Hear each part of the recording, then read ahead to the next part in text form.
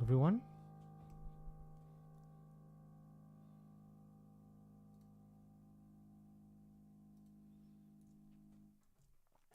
Hey everyone, how are you doing today?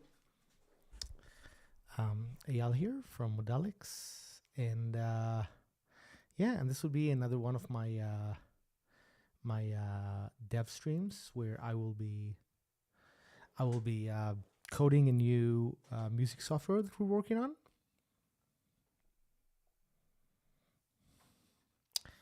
And hopefully there'll be interesting things. I'll be mainly doing code and C++, but hopefully, there might be some breaks where I'll want to play something on my piano, or maybe I would just, answer questions and do fun stuff.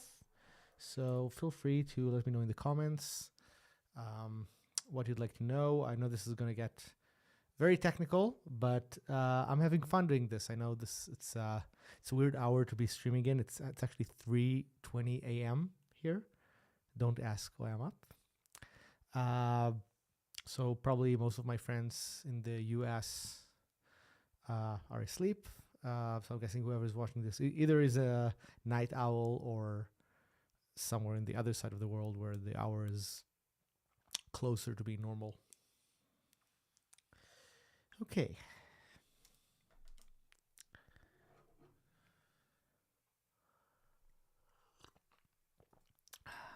Hopefully audio and everything is working well. Looks like it's getting some good inputs on the meters. So what I will be doing is I will be going over or continuing this thing that I'm doing, which is this new idea for music software. It's how do I explain this? So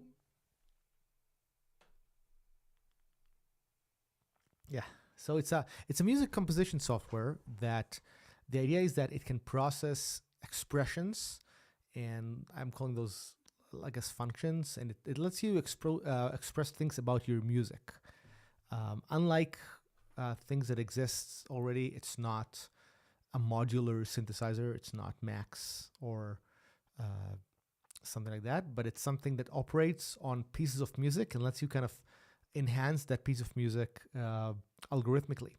So there's a lot that it can do. Like, it can take one chunk of music, one short chunk, and develop it, and over time, with just a few expressions, make it bigger and more interesting, etc.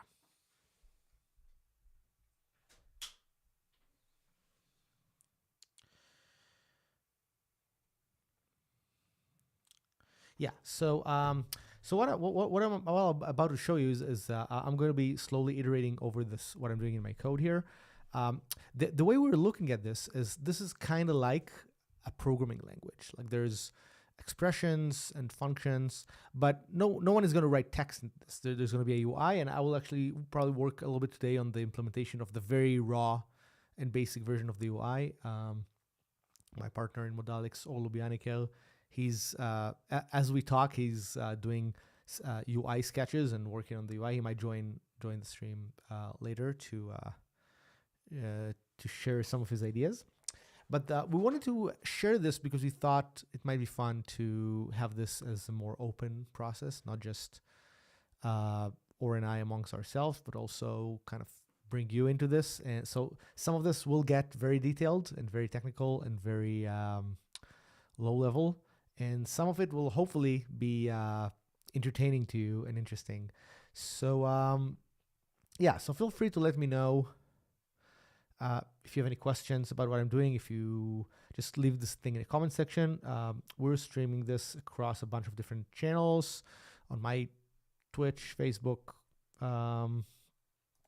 Twitter, forgot where else, YouTube, and also on the Modalics channel. So you can leave a comment and I will just make it available for everyone to see, and we can answer it and talk about it, and hopefully get some discussion on what is it that I'm doing and we're doing, so that maybe there'll be some inspiration in the process for me as well. So yeah, definitely let me know in the comments what are you thinking about.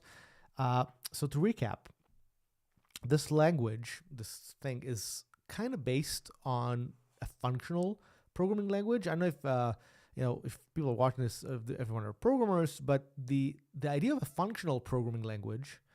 And by the way, this language that I'm writing in, it's C++, and it's not a functional programming language. Like you can kind of write in a functional style in that language, but the language itself is not inherently functional. Like you can decide on different different paradigms to write in. But the main idea is that in this language. So in this language, the main idea is that so not in the C++, but in the language that I'm creating. The idea is that expressions are stateless. They're what people call pure functions. And that means that if you create a function, and we're going to see, over time in the UI, what it means to have a function. It's going to be some block, something in the, that the user will see would have a UI. A function means that it's always the same if you bring in the same inputs. It's pure. There's no statefulness in this. There's no classes in it. There's no, it doesn't keep state between calls. And this is the design concept we're at least trying to go for initially, because I feel like it's going to make a lot of these expression chaining to be a lot of fun, because a lot of the music stuff we're doing is you can pass in, like, let's say you call some sort of song form function that kind of takes a bunch of different pieces of music and puts them in an order. A lot of these functions could be chained together. Like you can create, for example, another function that creates a piece of music and pass that function in something that chains things. So there's going to be some interesting concepts of when it comes to function chaining, function connecting. And yeah, this is basically what I'm doing. So in the implementation of this, the implementation is more of an object-oriented, let's call it, implementation, and there's state in this, because the implementation is actually also meant to communicate with the UI and kind of the UI of the user reordering things. Like unlike code, here the user might put something on screen and then move it somewhere else, like change the order of functions, and so we need something that kind of helps the user operate on that. So the implementation of this is going to be, I guess, more of it is going to be more stateful and has communication between objects and stuff like that, which does not exist in functional programming. So there's some a lot of thinking about these things from two different paradigms, right? We think about the implementation, and then we think about the UI, right? The UI is functional, it's pure, it's like it's clean, and the implementation is way more stateful, and things are connected to each other and stuff like that. Good, very good. I see people are joining on the different network that I am. Again, so as I said before, feel free to comment. I'm broadcasting on multiple networks, but I will be putting your comments on screen so that everyone can see them, and I will try to interact, answer questions as much as I can while doing something very technical and weird. Okay, that's good. So let's see where we are.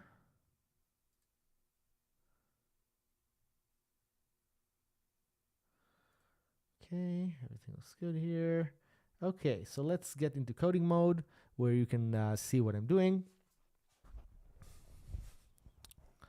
Just realized that I probably need to have this on the other side, because my camera is pointed here. It always looks like I'm looking away, where I actually should be looking here or something, so that I'll be looking more into you when you're writing your comments, etc.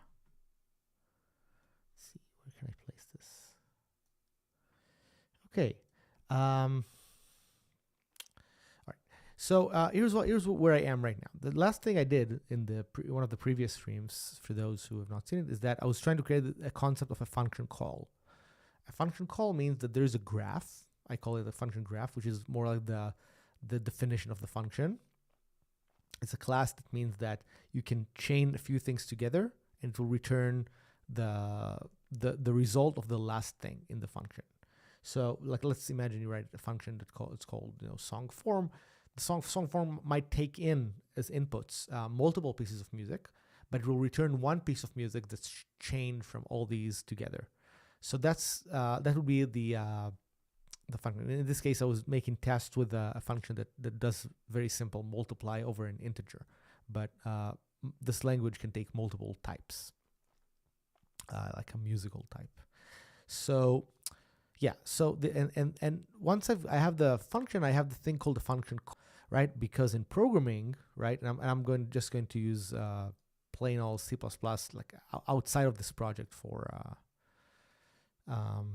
to show, like to discuss concepts both with you and with myself.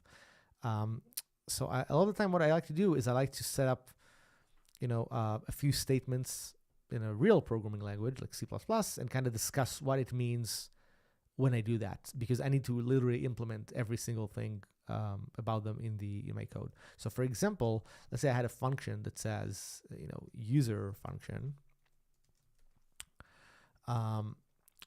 Like for example, the function could take something like int x and y, right? And it would return x times y. That would pretty much be the function. So the function has these inputs, then it has an expression, and then it returns it, right? And then, but that's just the definition of the function. Where the function gets used is when we call the function. Like I go into my main function later,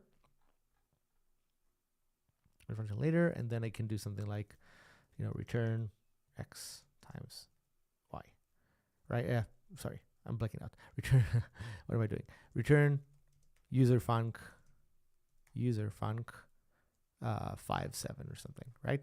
But I can also have call this thing multiple times. Like I can do something like o2x equals user func 5.7. But I can also have o2y equals user func 10.20, and I can also do o2z equals user func xy, right? I can chain these expressions together and have many different results that are all using the same thing. So this is the one thing that I was trying to express. And I did express it in the console version, which is just like a little tester. But now I want to start expressing that in the UI version. And the UI version that we have is still pretty limited, because a lot of the concepts are just implemented in a raw way, using like a console app. But I need to start moving that into the UI. This UI is going to look horrible, by the way, so be prepared. I designed this UI, so there's nothing in here. But what there is something that will show like just basic concepts. So what this does in general is that you can see each one of those represents a function. This is just a function that is literal, like it returns a constant number, like 3.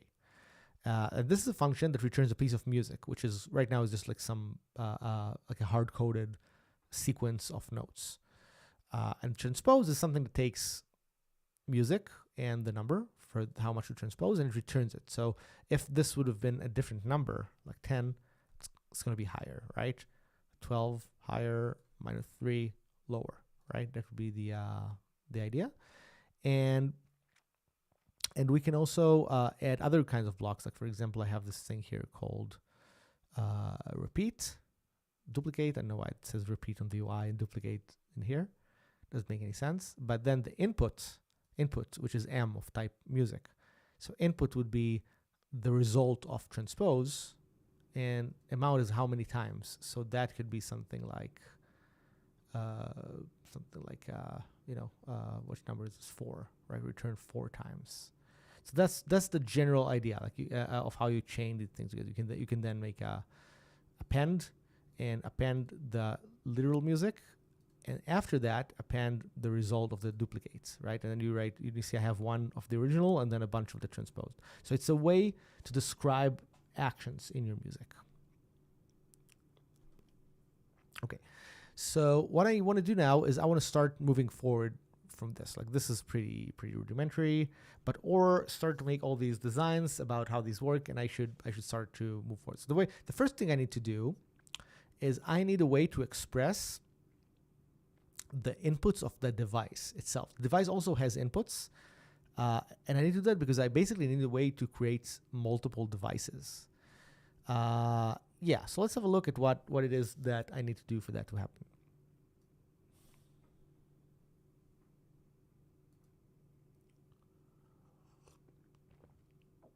By the way, as usual, feel free to let me know in the comments. What are you thinking? If you have some ideas, if there's something that's not understood, and there's probably a lot that's not understood. Even I don't understand most of what's happening here because I'm still discovering it. Like, I'm still in the process of thinking of a concept, trying to connect my concept to an implementation. This is not one of those streams where I'm trying to like recreate something that I've already done. Here I'm in uncharted land. I've never done something like that. It's like a music language, or even a programming language that I program. Never. So I do know a little bit of C++. So hopefully that knowledge would come in handy. And we're using some of the Modalics libraries here. So some of them will make shortcuts. Like I probably won't need to handwrite every data structure because I have some of them, but it's still important that I will go through the motions and explain what I'm doing. So here's what I'm doing. So what I need to do now is, so far I'm trying the way let's see how I express this whole device. Like right now I've had this really horrible looking thing called blocks. Yeah, and above that I wrote this thing called lane graph. Okay. And the idea was that lane graph is meant to be the display for a device. And right now I'm taking this thing on an expression map. That's probably not a good idea because expression map is in my language is one of the elements that make up for a function, but it's not the whole thing. And we probably need now that we're talking about inputs and other elements, we need to pass the whole thing. So instead of passing that, I will pass a let's see how this is called. It's called expressions function graph. This is what I need. So this is basically the thing that gets edited. So I will store this thing here, and let's call it something like a graph to use. Here I will store the graph.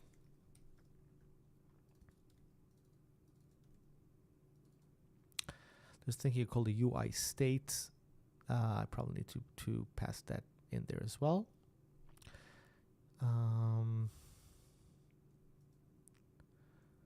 Okay, so this needs to be, I don't know what I call this. Probably passed it to a few other classes. That's why I made it like this. But let's make something like expressions function graph to use.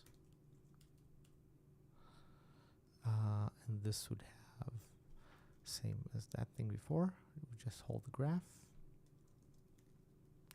The map can be taken from the graph, so it's right there. And I just need to initialize it with the graph that's coming in. Good. I'm not sure if I need to store this for now. I can just initialize the state with the graph. Okay, this is okay. Let's see if I'm building, if I did something right. This probably won't build because when I'm instantiating this, I need to pass the full graph and not just the map. So I think this would need to be done like this.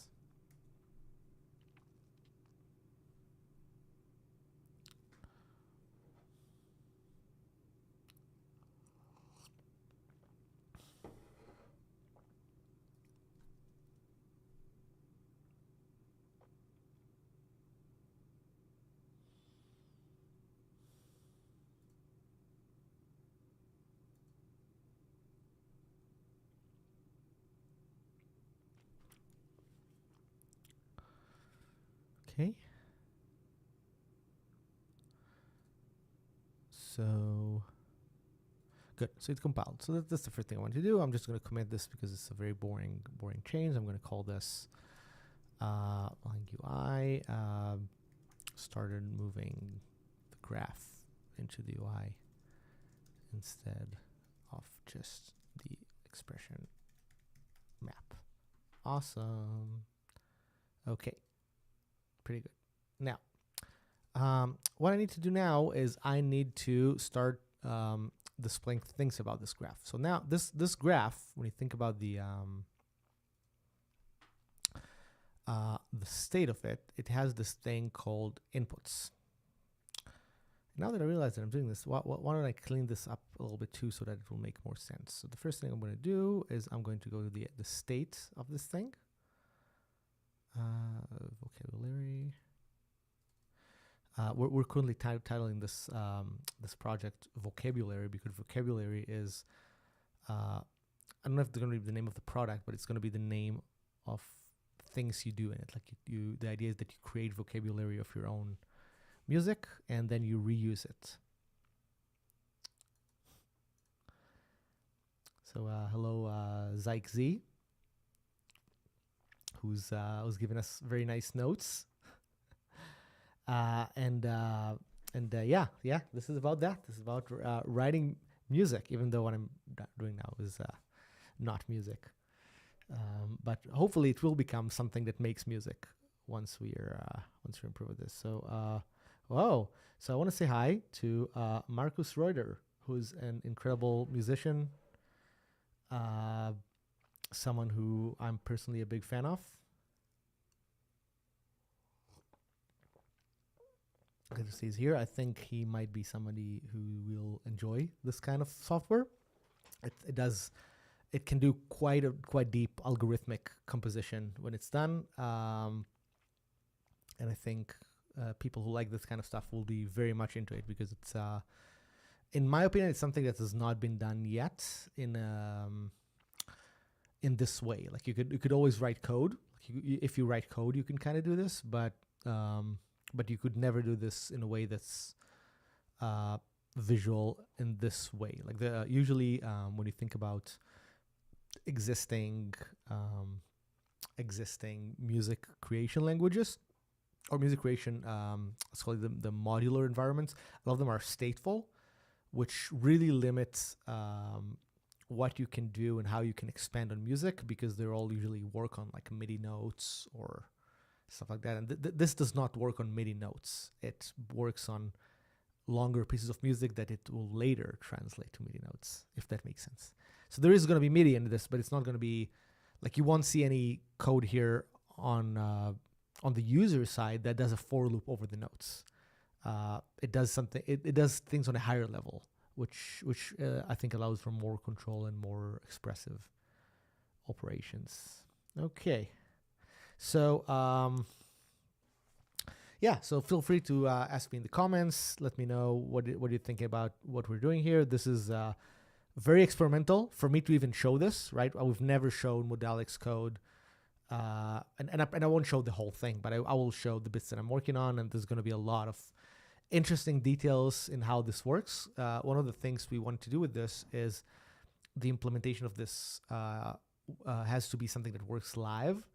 So it has to be something that you could eventually connect to MIDI controllers and connect to, connect to your playing and stuff like that. So there's a lot there in the implementation, the low-level elements of the implementation, so that it will work in real time. So that even if you take, few bars of music, like you take 3 bars and you make them to be 50 bars in real time, this would still work. This would still be in it.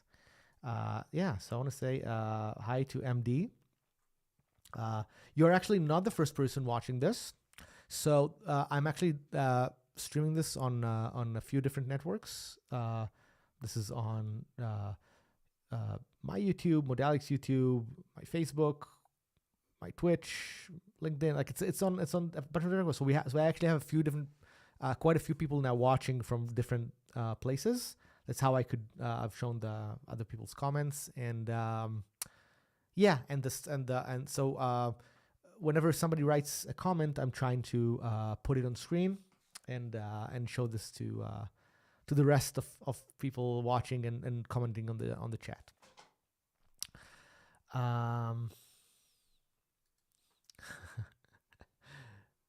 Okay, all right.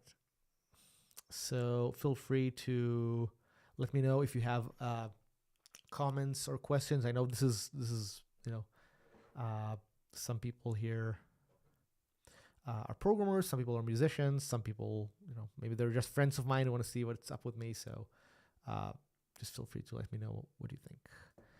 So there's a question here. Brother, can you let me know how long does it take to learn audio programming? Oh, that's a great question. That is a great question. So let's talk about this. So audio programming in general has some difficulties in it, right? But it's the main thing is learning programming, I guess. Like you need to learn the audio specifics, right? But I think you can learn. I don't know. It depends on how fast you learn and how much time you invest in it. I think you can learn quite a lot in 6 months to a year if you're doing it full time, which is what I did. When I studied programming, I was doing nothing else but study programming. I was literally, I woke up, I was doing, exercises, reading books about programming and trying to program. Like that's what I would do. And it took me a little while to get to a point where I have control, but yeah, and I think this would be a good time to get to a level where you're proficient enough to get results. But again, only if you're doing it full time. If you do it, like as a, once in a while, then it's going to be difficult. It's going to take a while. I think there's a lot to be said about I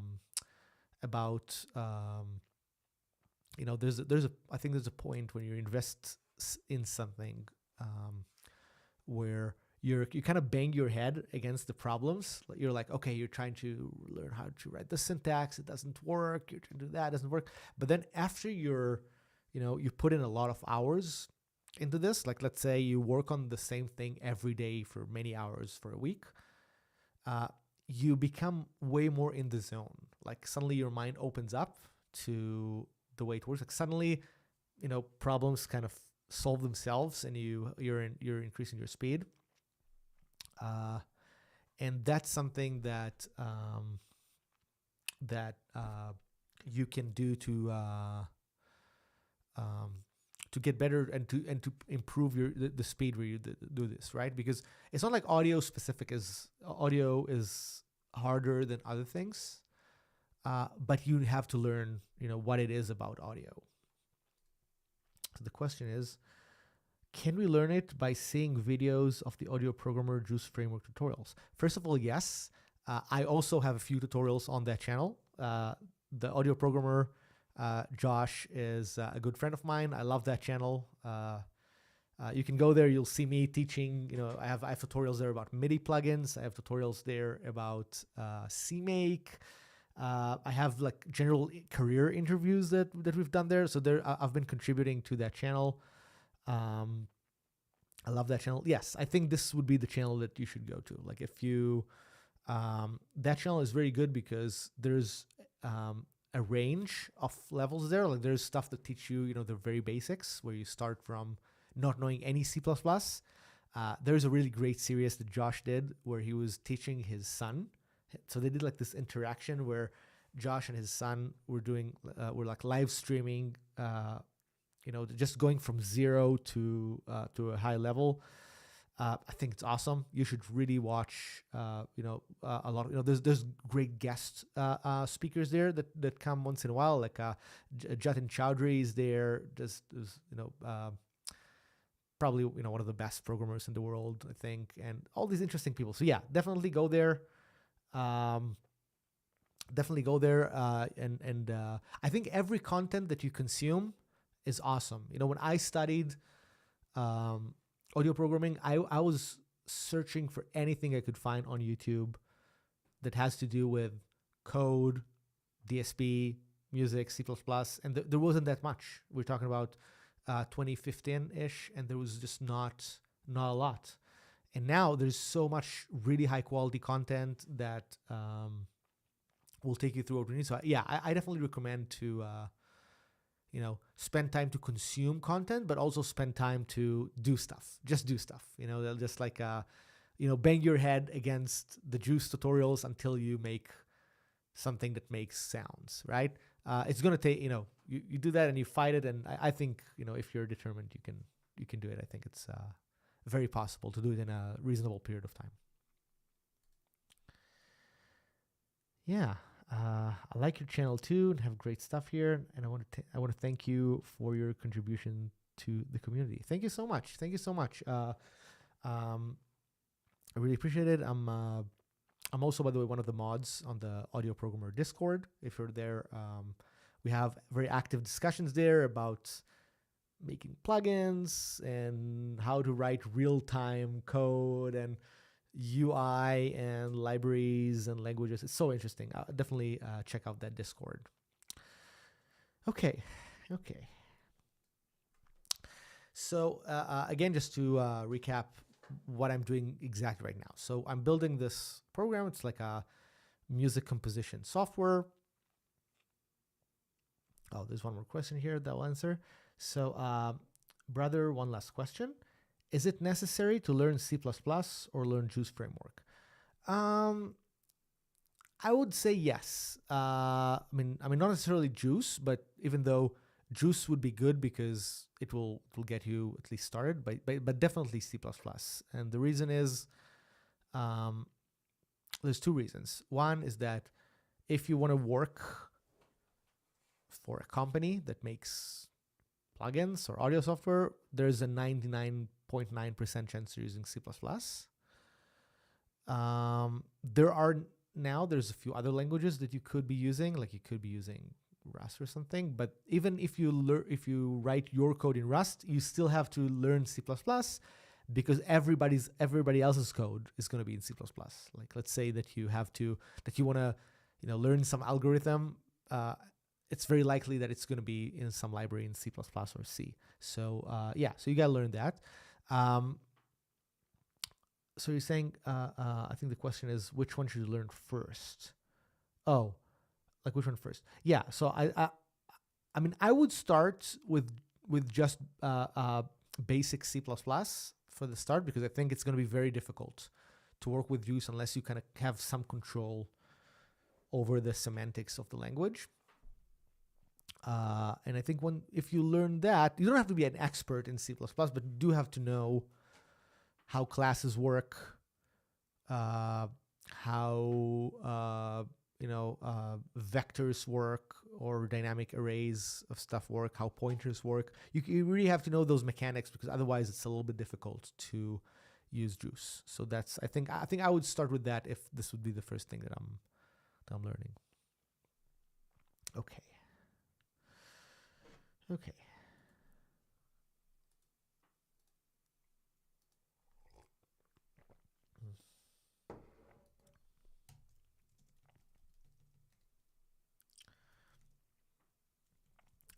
So Or just sent me. He just texted me. It says Or Lubyaneker is my partner in Modalics. Who's designing all our plugins and writes all the UI and stuff. One of the things you're going to see is that the UI that I'm going to be doing is going to be like the basic functional UI. There's not going to be anything interesting in it. It's just going to express the functions, and then Or is going to come in and make it nice. Like I'm not. There's no way I'm going to do anything that remotely is on the level of what he will do, because he will both design the UI and program the entire layout. So I'm just going to like put the basic functionalities in there, and then he's going to come in and make it happen in a good way. So so anyway, what happened is Or just sent me this link. I'm going to bring it up on the screen. He sent me a link to a Figma document. I'm just logging in on Figma on my on the other side.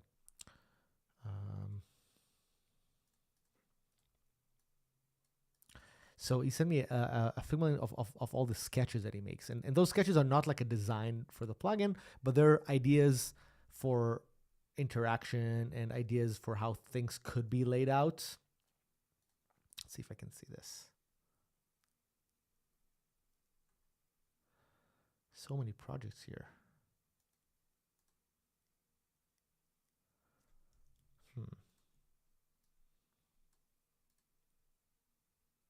See if I can get it on screen. Okay. So my Figma skills are not great, but I'm going to try to put it on screen. Let's see.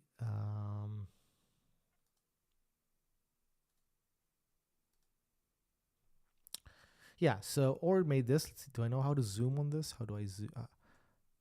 Command, right? Let's see. Okay, good. Command is, how do I switch to moving mode? I forgot the shortcut. H, right? Okay, good. H is fine because I don't want to change the stuff. So you see, Or makes, like, he doesn't just design the plugin. He writes a big tree of things, of interactions as we evolve. When he comes on the stream later, he's going to show you a bit more on how he developed these stuff, because some of the stuff, it starts from us just talking. You can see how long it's like. Each one of these like a window with different ideas. You can see like there's different statements and different like all kinds of operations in there. Right? There's we've tried all kinds of different ways to express these in the UI. Some of these are just like piano rolls with some function associated with them. That's kind of cool. Maybe an idea that we should revisit, because this is kind of cool. Yeah, and you see here there's some like more like a modular synth connection. So let's see. I think the bottom is where we were just last. What we're trying to do now is we're trying to zone in on how devices, we call them devices, are interacted with, right? So a device is, the way I'm currently expressing this, is a device is a function that takes inputs, could be 0 to multiple inputs, and returns one output. The output is currently the color. So if the color, currently purple is our color for music or for a musical sequence. And there's going to be other colors like green that represent, in this case, they represent an integer, a number. So the idea is that if you see here, I have a purple input and 2 green inputs. So it takes one musical sequence and 2 integers, right? And then when you go to the right here, supposedly is the, this is how the user created that function, because the user can also create custom functions with their own inputs and outputs. So, or single output in this case. So this is the structure that we're trying to go. This is not a design. This is just like a few things put together so that I can work with this, and I'm going to try to implement these different things. I'm going to start with this, actually, this thing. This is the inputs of the device itself, which in this case, they're purple, right? So they're music sequence. So going back to my code,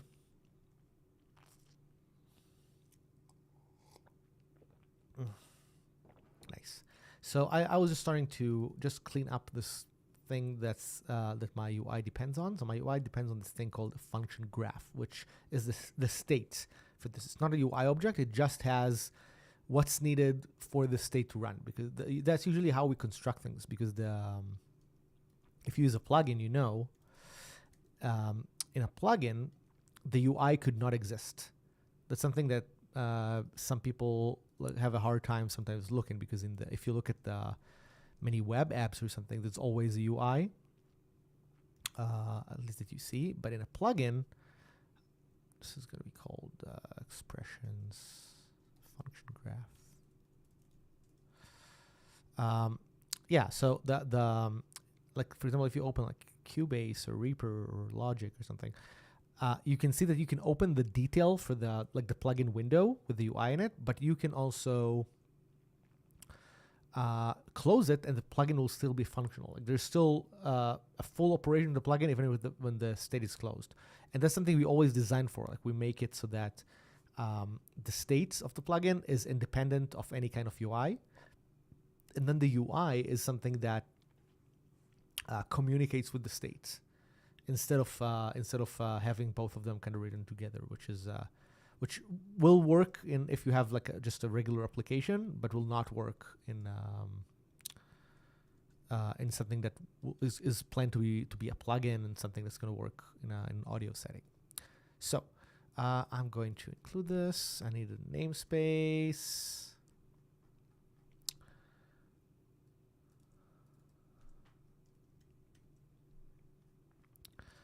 Yeah, and I will just start by moving things to the CPP file.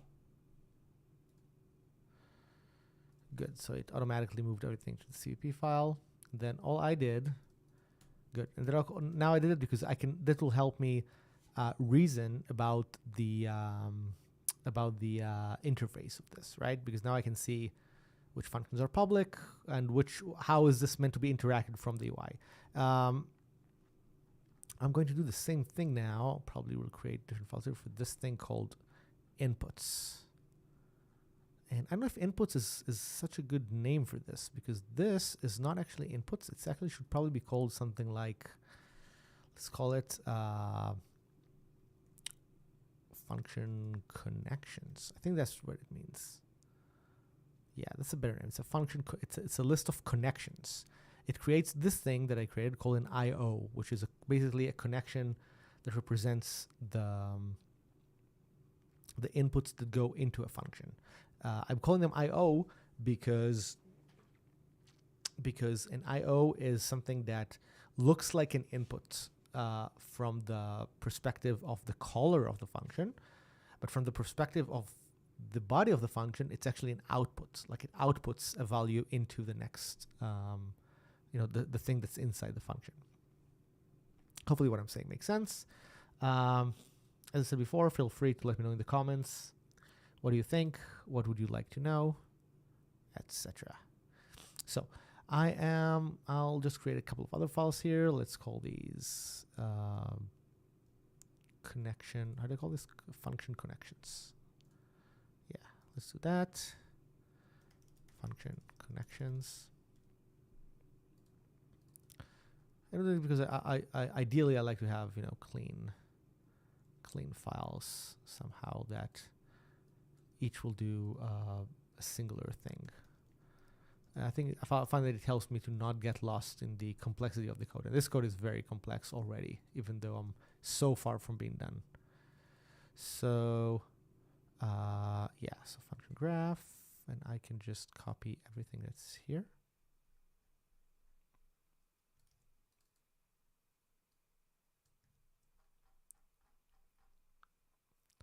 And I probably need the includes as well. I can remove this entire piece of code from here. Let's I think input an expression wrap. That makes sense.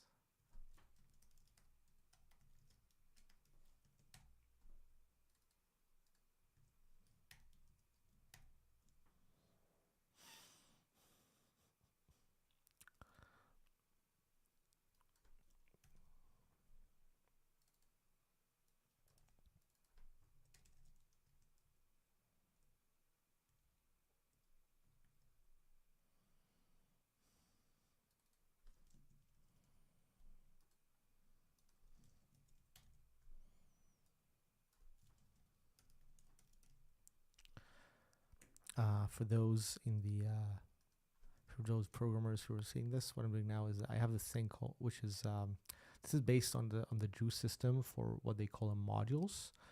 It's not really specific to Juice. It's just like their style of doing things. And the idea is that there's one CPP file that has a list of other CPP files, and that has one big benefit, which is something that's called unity builds. For those who've never heard of it, but this, in C++, the actual time it takes to build, like to compile, is could be a long time. Like there are projects on the internet that you'll grab and try to build, even on a great computer, and it's going to take you an hour or two to compile, and that's horrible because you want to get stuff done. You don't just want to wait for the computer to compile the code. So we do a lot of adjustments to get better build times. And one of them is this idea of unity builds, which is instead of compiling each CPP separately, you compile them together.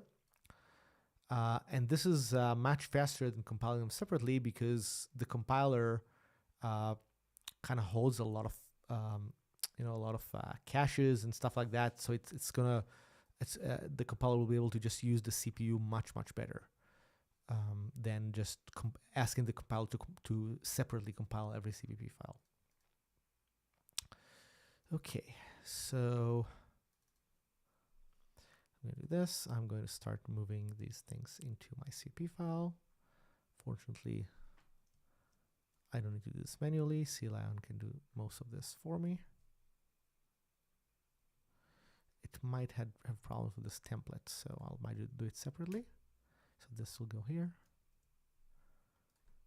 This will just go to the bottom because it's a template. It has to be visible to other classes. The compiler needs to know not only the name of the function, but it will need to know the full body of the function to compile this, because this will work with a T, with any kind of type, not with a specific type. So, and the same I can do with this probably. Yeah, okay. So I have these two classes. One is a class called the IO, which is what I said was the input. That's both an input and an output. An expression means that it outputs something. And then I have this thing called function connections. These are all just, let's call them like building blocks to create this thing called a function graph. Looks like I imported music here, probably not needed. Okay, let's see that what I did builds.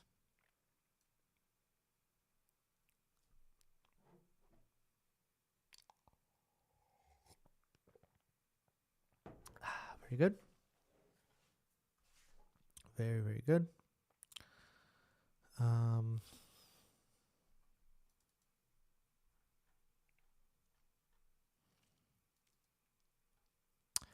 Okay, now that I've finished with this, let's have a look at how this looks in the UI side.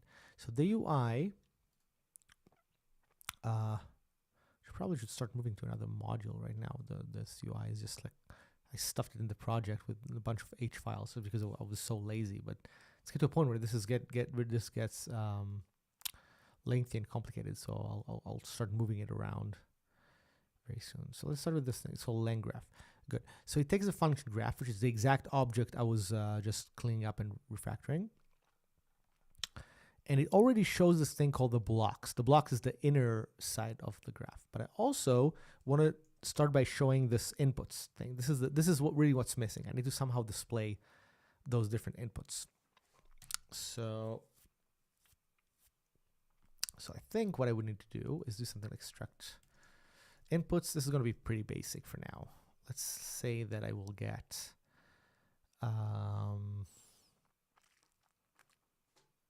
let's say that I will get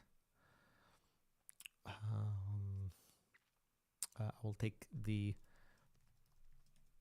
expressions, let's call it function connections. This is really what I need. So I need the connections. And I also need to take this as an input to this class. This thing, by the way, needs to be a widget. Widget is what we're using for a UI object. Connections to use. I'm initializing this reference with the reference that we got from the outside. Okay. And what this needs to show is a list of things. Probably I'll put them from left to right or something. So I also need something that represents a singular input. I want to say hi to Maker Vishal. I'm not sure how to pronounce your name. Hi, thank you for joining the stream. So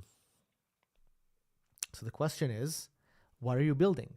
So what I'm building is a composition software, a music composition software that's based on the idea of a functional programming language, but there's no text input in the software itself.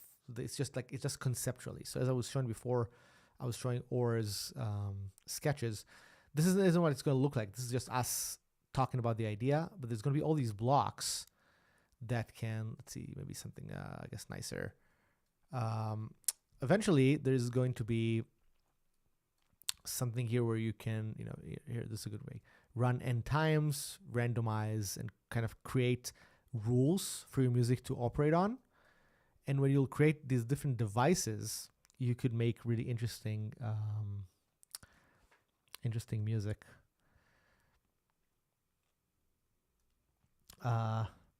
Yeah, so that's what I'm doing. There's a great comment here from I'm not sure I want to say the username, but the comment says, "Ooh, I've never coded. I'm tripping balls. You got cute hair, dude." Oh, thank you very much.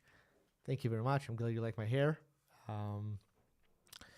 And yeah, so basically, and I guess why I'm sharing this is something for people are watching this on a few different channels where we're broadcasting this on. Like this could be in on my X or Facebook, YouTube, Twitch, LinkedIn, like all those different places, YouTube. And the idea is that I'm trying to, or we're trying to, or Lubyanika, my partner and I, we're trying to make find our own take about new ways to compose music.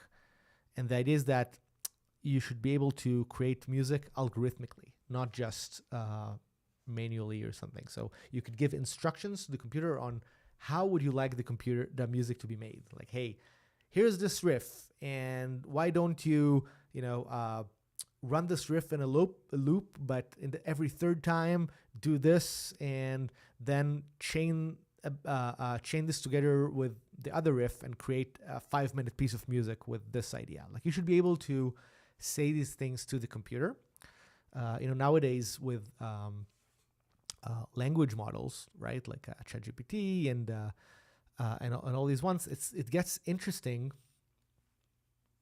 to when you express things in words, and having a model that's expressible in words, I think would really help both to the user and to the user who would pass this to an AI. So both of these, there's going to be a lot of expression in this language. This is a much more higher level than a language like MIDI, right? If anybody here has used MIDI just has notes, right? It's just like, here's the notes C, here's the note D, and it should be played this loud.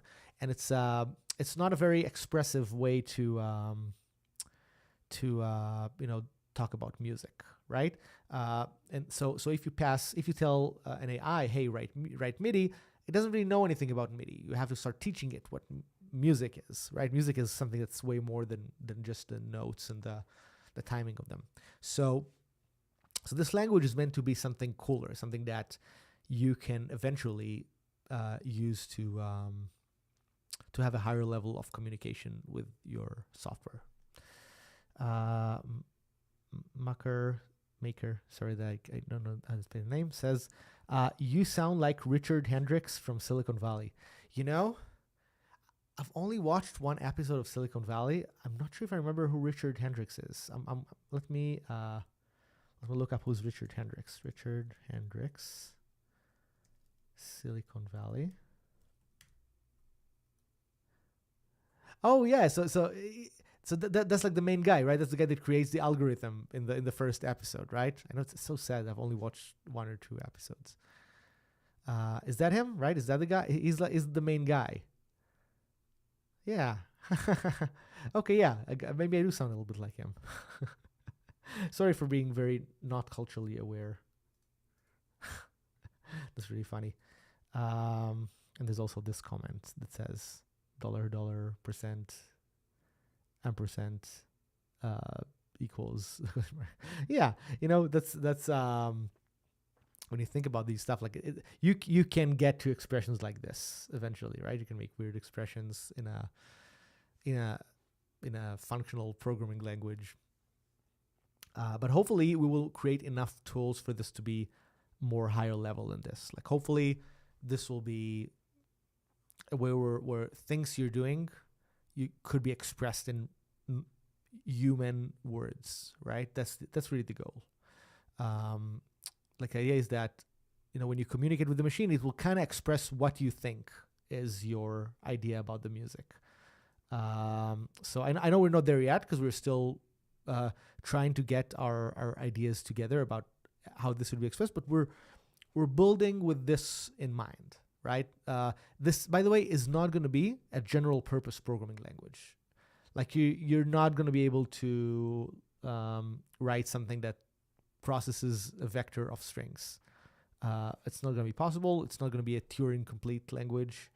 It's going to be something that's higher level and meant to be, inspiring and be very, very focused on music composition. That's also why, by the way, I couldn't use something like JavaScript in here, because JavaScript, or whatever, any kind of language, right? Any kind of high level language that exists already, because I could just implement Python here or JavaScript, and it would give me a way to write music. But I didn't want to do that because those languages have a lot of their semantics are just about being able to drill down into objects. Right? Like there's some array of of a value, and then you should be able to look at all the elements in the array and kind of the climb go over them one by one until you find the one you want. So a general programming language needs to do these low level things that I think are not productive. In the case of music, they are very productive when you want to make software, but I'm trying to do something that's a little bit more higher level and declarative, and not some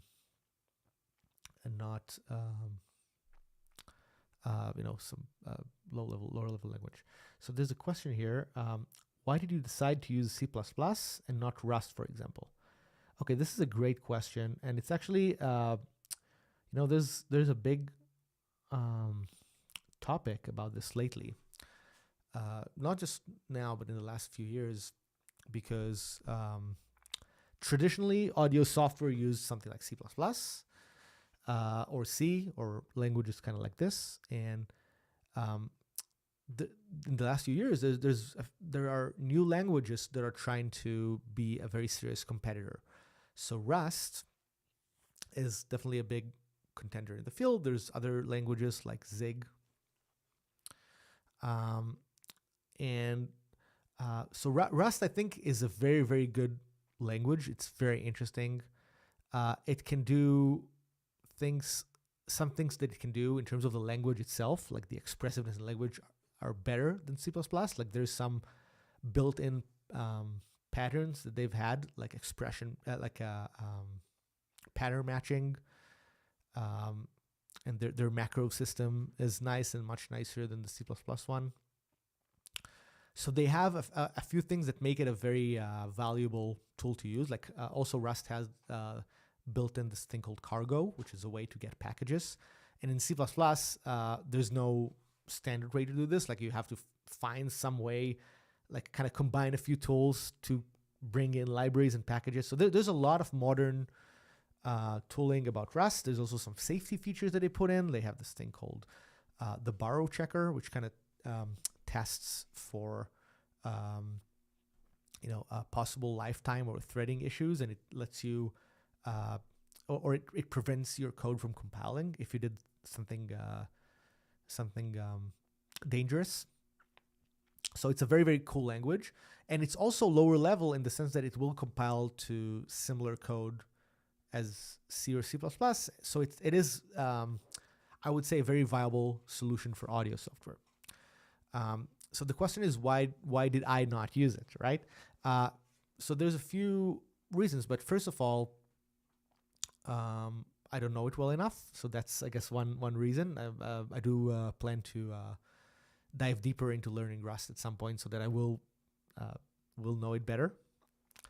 But the other reason, which I think is kind of critical for this stuff, is because Rust has never traditionally been used for audio, I would pretty much have to write the world from the beginning. Like there's no good libraries in Rust for plugins. There's no good libraries in Rust for UI, which is, by the way, a lot of my code is UI. There are some projects and libraries, but none of them are mature. None of them are commercial. So if I'm going to dive into them, I'm going to have to find all these open source projects that are half complete, and I'm going to need to contribute to them and help them fix their bugs.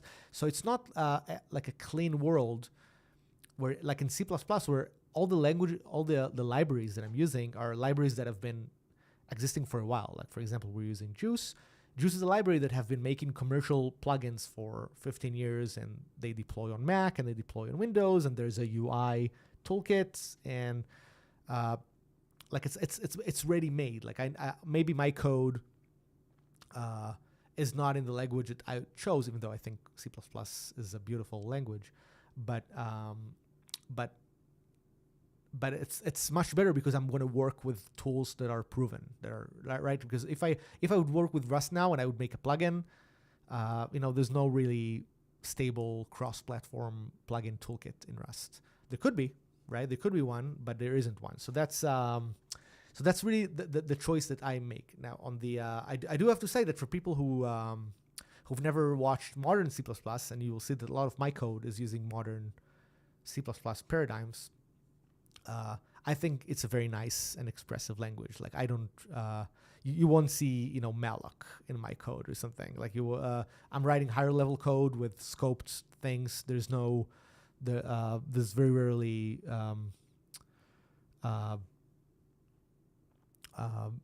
like most of the code I would write would probably look very similar in Rust. So it's not like I'm gonna be writing in a cave. Okay, there's another question here. Did you hear about Tauri 2? What do you think about using CSS and HTML to do the UI stuff? Okay. Okay, I've not heard about Tauri 2, so I will be searching that so I can do something like Tauri 2. Front-end independent, hardened foundation for your web apps. Oh, that looks cool. Front-end independent, bring your existing web stack. Huh. That's cool. Build your app.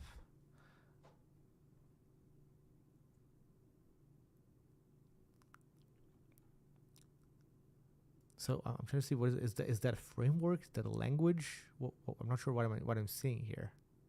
Okay, framework for building tiny fast. Okay, so this is, if I understand correctly, this is a this is a JavaScript or TypeScript, something like that, library, right?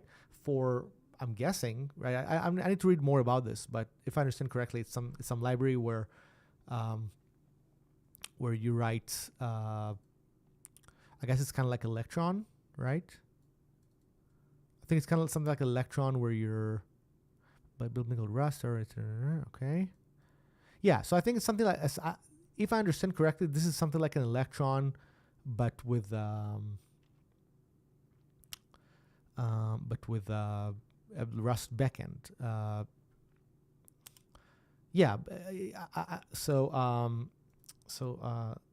Swartek says Tauri is for Rust UI development. So, but I'm not sure the UI is meant to be written in Rust here. My understanding is the UI is meant to be written in.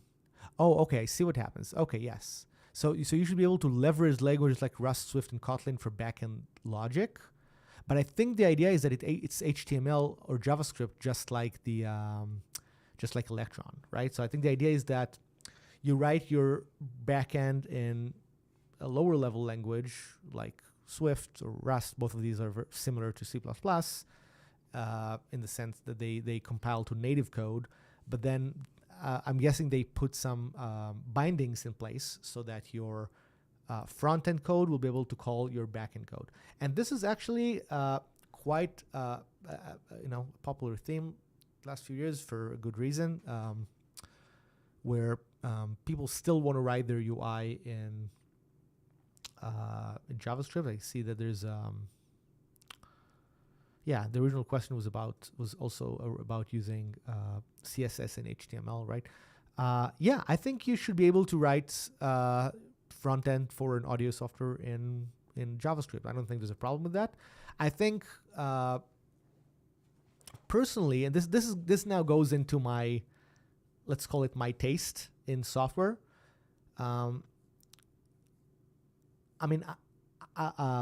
So I totally get why JavaScript is easier for the developer to use, and it's definitely easier to write UI in JavaScript, right? Like, it's if you just want to make something like Spotify that has a few sliders and a few text lists and images for the songs and stuff like that, and one player, right, like a meter of the player, there's no reason to not do it in JavaScript.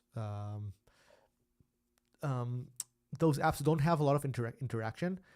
Now, I'm going to say something pretty controversial, so hopefully people will not take this the wrong way.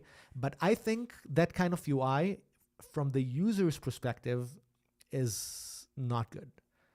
Like, to me, web UI is a very, it's very slow. It's not responsive. The animations, it's not good. I don't like to use a web app. I mean, sure, I'm using Discord and Spotify, and those are all web apps, basically, built in Electron, and it's okay. They definitely do their purpose. I don't know if those apps would get an advantage from being native, but I come from the world of gaming and professional software like audio, video software. I think those apps would not feel good if they were web. Like, there's, the web has this like loosey-goosey feeling where you get a slider. The slider doesn't exactly go where the mouse is. The animation not always is smooth. If you need like more complex interaction, it kind of snaps into grid because of the HTML places. I don't know. I don't like web UIs. I think they're, again, for simple software where it's just like a text form and a few buttons and video player. Sure. I think it's okay, but I think it's a step backwards in terms of the user experience. I think when you look at really nice software that you like to use, that, especially, talk about audio software, think about something like Ableton Live or, or some video software like, DaVinci. Those things would feel horrible as if they were in JavaScript. Like, there's so much interaction you do with the elements, and you cut things, and you have to do simple, accurate. I don't know. It's like I feel like this interaction would just not fly in the web world, even on the basic levels. So I just find I find that to be, again, I understand that if you're you're learning to program and you realize how easy it is to put buttons and sliders and a few images in React, then yes, it's going to be easier to develop. But for me, I don't know. I would like to write the actual interaction, make it fast, make it snappy, do animations, and do like, I want to push the UI aspect forward, and not take it back into a web page, which is, to me, kind of okay. Well, hopefully I answered that. Sorry for the rant. So there's a question here from Makar. Will your software run on some kind of hardware such as Raspberry Pi or a microcontroller? Yes. I don't know if it's going to run on a Raspberry or on a microcontroller, but yeah, it will very likely run on anything that has an operating system, right? Linux-based machines and stuff like that.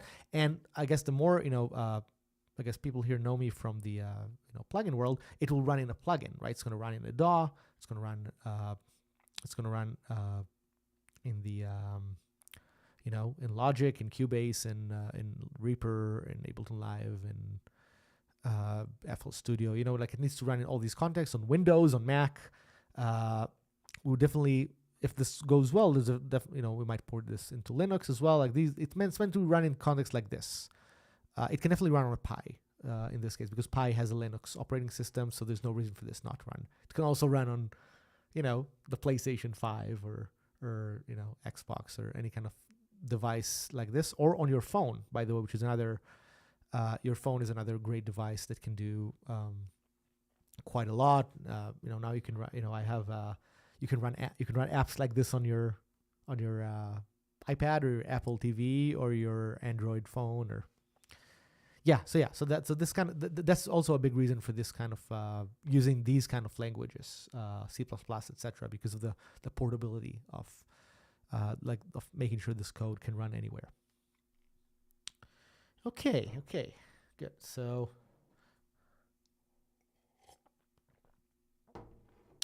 let's keep going.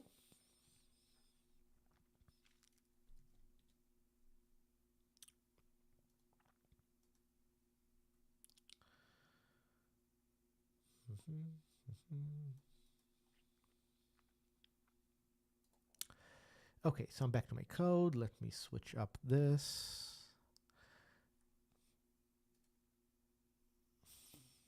Let me also play a bit of music in my ears because I'm feeling pretty. I wish I could just play the music in the stream.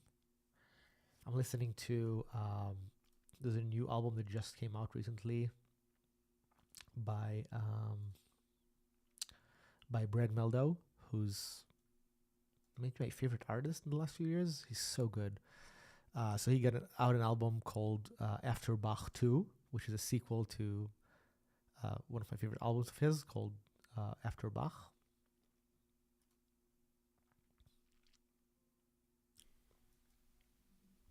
Hey. Oh, look at this. What's up? I didn't want to scare you. Wow. Okay, how do I bring you in here? Let's see. I think I'm already in the stream. Oh, there we go. Yeah, just on side by side. Hey. Yes. What's up?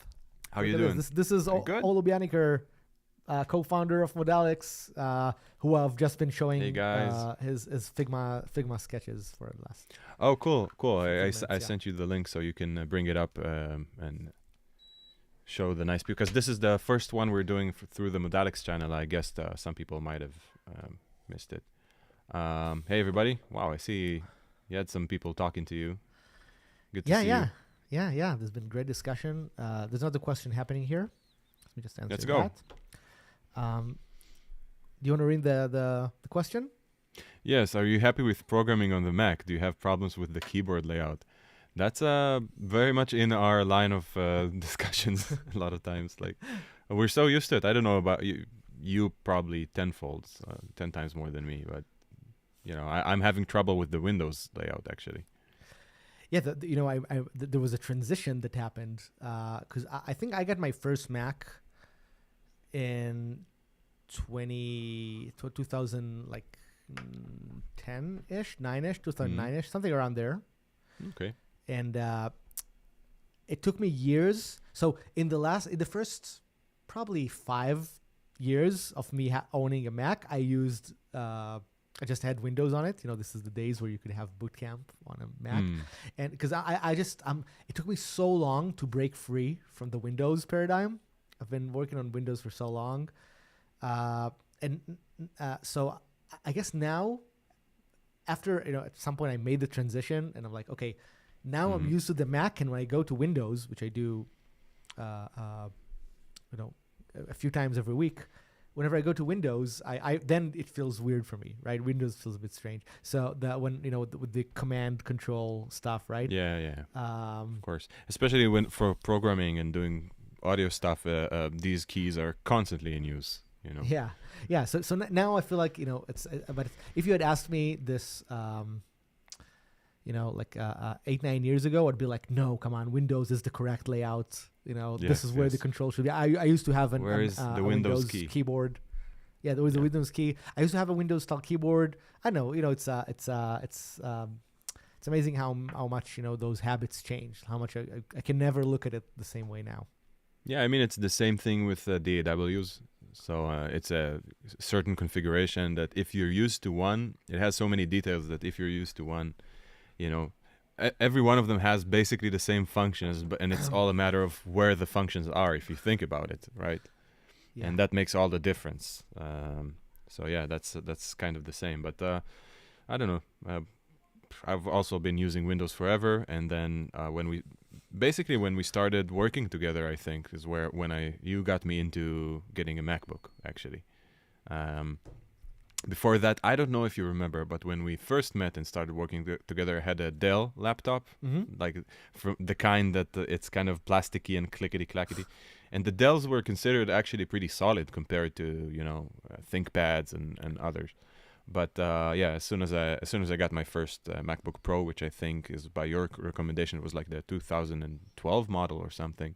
Yeah. It's hard to go back, and that was a killer computer. The 2012 and 2015 I think were amazing. Yeah, exactly. Like especially compared to how machines looked like back then. Yeah, because if you remember, machines around that time, I'm gonna place you here so I can look at you instead of looking down here to the chat. All right. Computers at the time, right before that model, even Macs and even PCs, whatever, they were very, very, very bulky.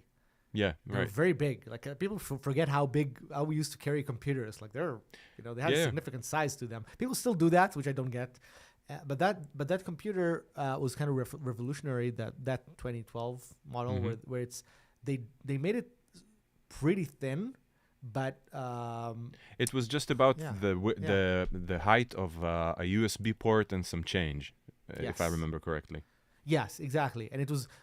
For then, it was very, very much like a revelation of like what it feels like to carry around a computer, and the performance. The screen was thin as well. Sorry, screen was thin. Yes, but you know what? The screen was also thin. The Mac that I had before that, check this out, was a 17-inch MacBook Pro. There used to be a thing like that. Yeah, I think I remember that. Yeah, because when they switched to Retina, they stopped making 17-inch. Now they have a 16-inch, by the way, but it's not the same. That 17 was big. No. So I didn't see 17. 17 is a beast. It's a beast. It's so big. Huge. It's so big. Yeah. I love how big the screen was. But in terms of weight and mobility, it's a huge difference. Horrible. Yeah. Yeah. I would get shoulder pain. I would carry it on my bag on my shoulder, and it hurt so much when I would. Yeah. Bookmarks in your browser. Is he referring to tabs? Do you have tabs open with all sorts of kooky things? Oh, maybe I've shown my bookmarks. Oh, my bookmarks in my browser. Let's see what they are. Let's see. I think that's a fun game. Yes. Okay. These are fun. I'm looking. At first, I thought there was something, something wrong in there or something. But no, it's. Let me show this. This is really stupid. So, let's do bookmark highlights, and each one will share like 2 or 3 bookmarked things. Let's do it. So I'm just going to open a new browser window so that there's no crazy loop. Switch into this. Here we go. Okay, so let's see what these things are.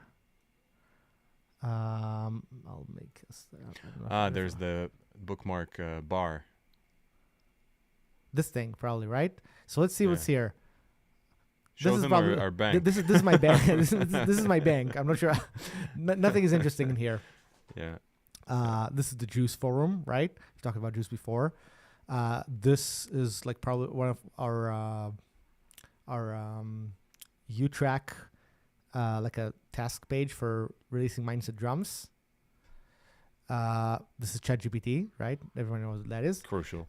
These are my, some of my boring hobbies. Like I like the UFC or MMA. I'm sure this is completely random. But where is the League Pass, the NBA? It's probably, might not be in the bookmarks because I always use it on the app. Yeah, that's true. I have to say, worst app ever. And so there's a KVR DSP forum, but this is the most fun thing. I got to show this. This is the best link that I've ever clicked. I think I've sent this to you. Okay. Yeah, I know this article. It's brilliant. This is a blog about a thread on Reddit where people were asked. So stupid. Where people were asked to write the worst volume button in the world. And these examples here are incredible. Or do you want to analyze those for me? Every one of those examples? Well, to give a user experience professional perspective. Yes. So this is analyze the UX on this. Let's put you on screen. So the first one, as you can see, you need to tilt the entire slider in order to really pinpoint, and use balance to create. This is making me feel really sick, actually. So this is annoying to the point of I'm having trouble describing. This one is great though. The one that loads the. Wow, that's actually like. I don't hate this one. I guess the catapulting of the slider is can be somewhat fun. If this control doesn't do anything important, if it's your DAW master volume, fuck that a million times. But yeah, it's a pretty fun one. So the advanced volume control below is is for I have to say working in pro audio for so many years and working with engineers, I do know some software engineers that would think this is a very viable thing to show. I think we both know some engineers like that would be like, what do you mean? Like this is the way it should be, because there's 100 values and here's all of them. Here's all of them. It makes perfect sense, because I wrote a command that displays all the values, and here they are. So you can go to hell, product guy. Moving on. The current volume level and change. That's also, if you like to live dangerously, that's it's a fun one. You know, I feel like this is the kind of things where there's a product manager that says, "I want to have just one button. I want things to be simple. Other one. Just give me one button." That's the other way around. It's the product manager that goes too hard in the paint. Yeah. And also, like, this is the jump scare version of volume knobs, where you click like 3 times and it goes like 8, 13, 99, and then the third one.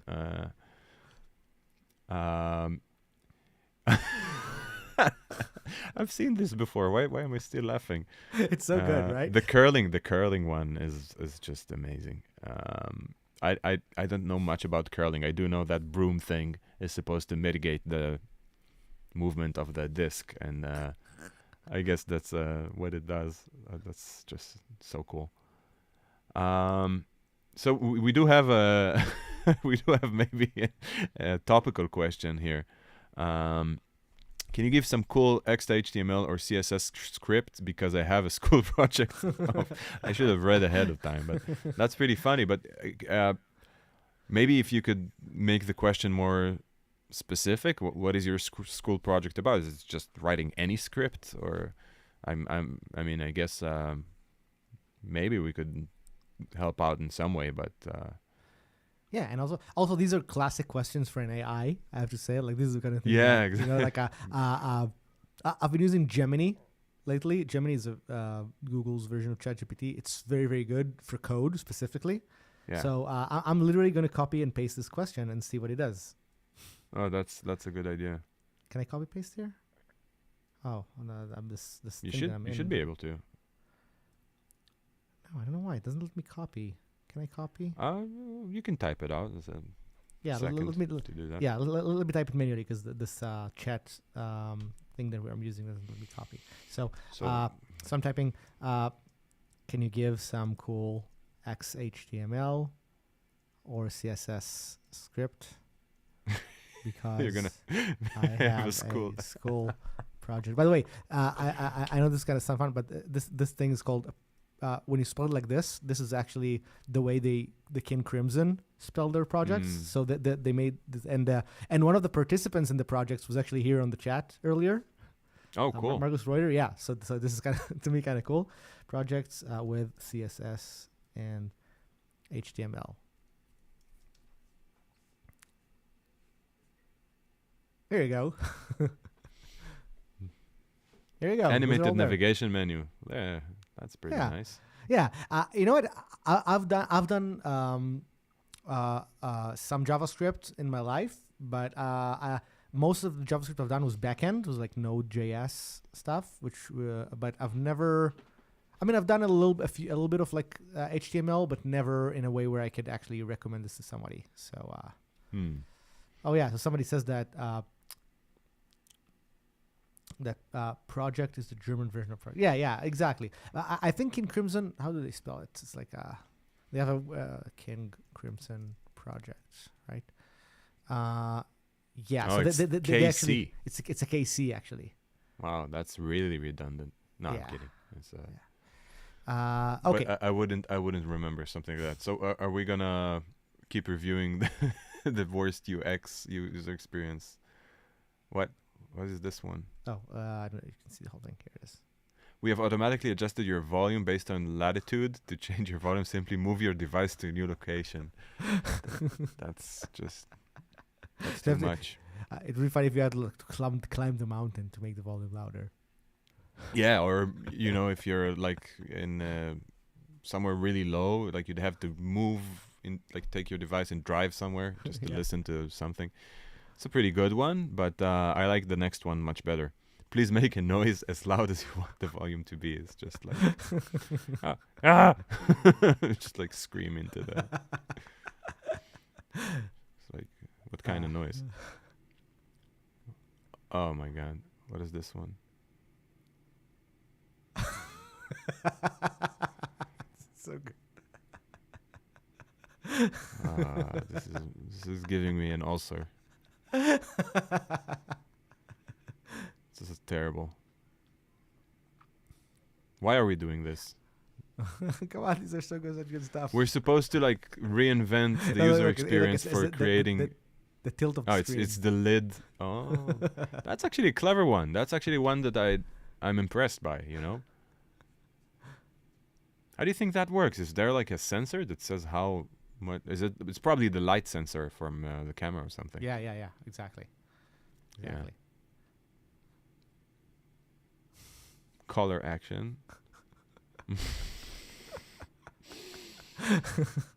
So you have to catch the center to increase it, right? So if you only, this looks like a free throw in. I was just about to 2K. say this is the reason I don't do the workout drills in 2K. It's like, I just hate pinpointing, like clicking on the. Anyway,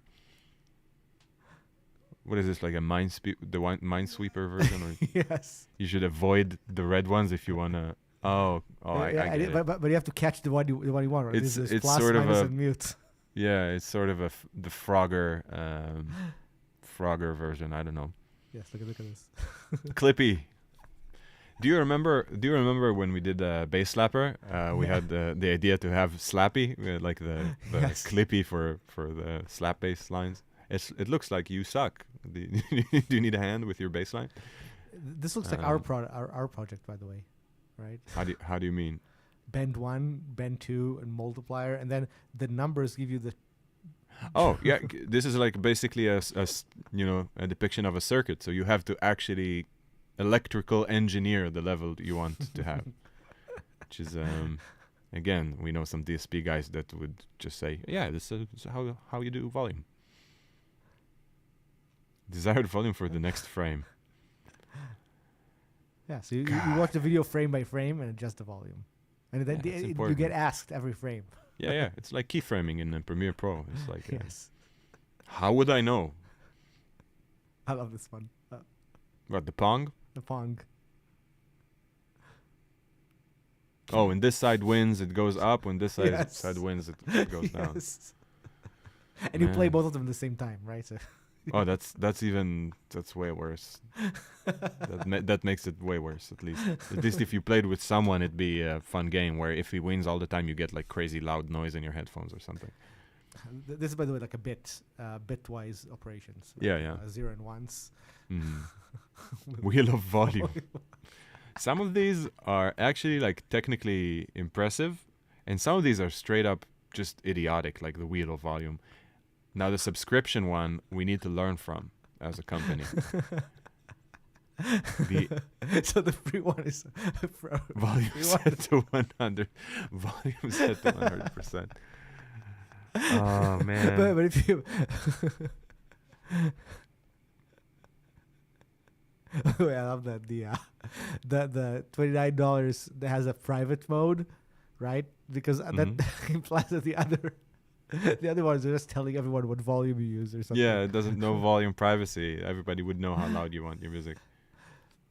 What is this one about? They changed the Not sure. location of one of them, or am I missing something here? No, I have no idea. So it's a different DVD for each level of the volume. Yeah, I got that. I don't like this one. There are a lot of Rick-rolling ones, which I think is a kind of a tired meme in some sense. Yeah. That's a fun one. It's a fun website. How do you Yeah. control this one? This is actually regular. I think this is like all up and down, but then there's a filling bar in this. That's not too bad. No. I mean, it sucks, but sucks less than the others. That was fun, actually. We should find stuff like that to review here and there. This was like a very specific example, but we could probably find some user experience things to review. Yeah, Could be cool. Even positive stuff, not just like the worst shit ever. If we find some stuff that we actually like and say what we like about it, could be a nice little segment. Come on, I thought it was positive. I thought a lot of these were just, I mean, they were like the worst experience ever, but they were so well designed. Like when you think about the, especially the ones that had, they had like some game interaction, like the Pong one and stuff. Yeah, that's what I said, that it's the kind of dichotomy between it's technically impressive because somebody came up with it and programmed it, but then others are just like, silly. But there's some aspects of it which I really appreciate that people thought of and implemented. It's pretty cool. Yeah. So okay. So I want to go back to exactly what we were working on.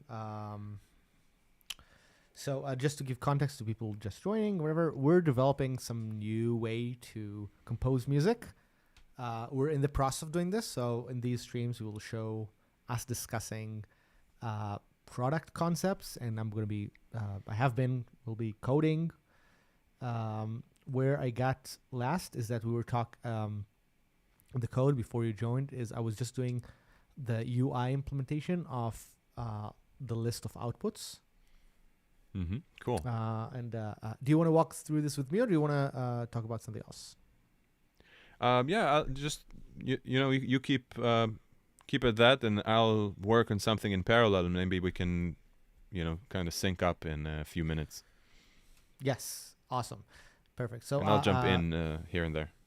Perfect. So yeah. So this is where I was just now. Volume up, volume down. Can I move you to the other side? Is that a thing, or no? So I'll just move me to the other side because I can keep you on screen. You can either not show me or have me really small. I probably won't say anything for a few minutes because I wanna work on exactly the same thing but on the UI side. No, I think it's okay. I'll just, yeah. But I can just move me into this corner, right? So that's how both of us are on screen. Cool. Okay, so getting out of this.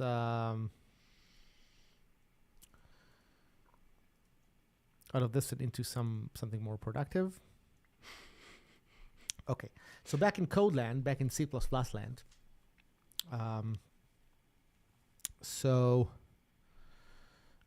What I was trying to say is that I'm trying to find a way to in my UI. I'm just writing a little bit of like very simple UI code.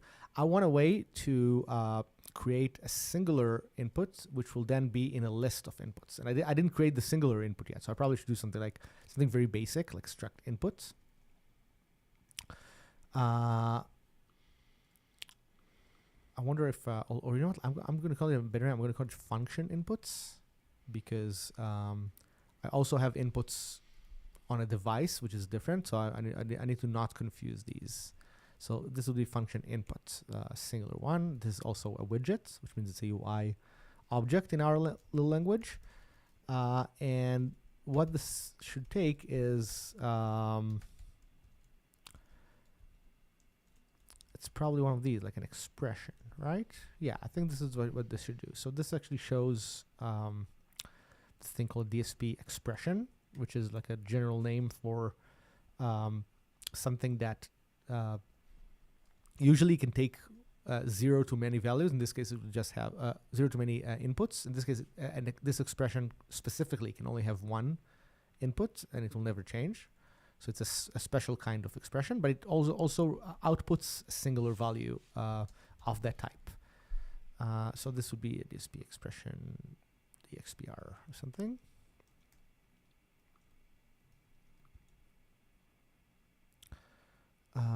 Expression, XPR to use. Ooh, come on, XPR to use. Good.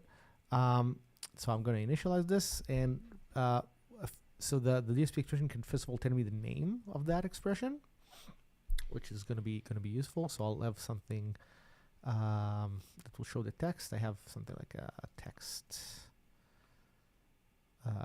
display. I think this is what I need. Yeah, I'm just going to get. What was I using for text display in other places here? I have something like a resizable text. Let's see what I was doing. The rest of the UI.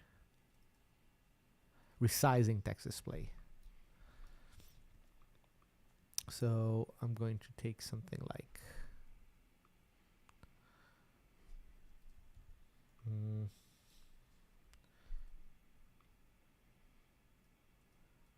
sorry, the album in my what I'm hearing on my Spotify playlist changed, and it started to play. You're not hearing the music, right? No. No. Okay.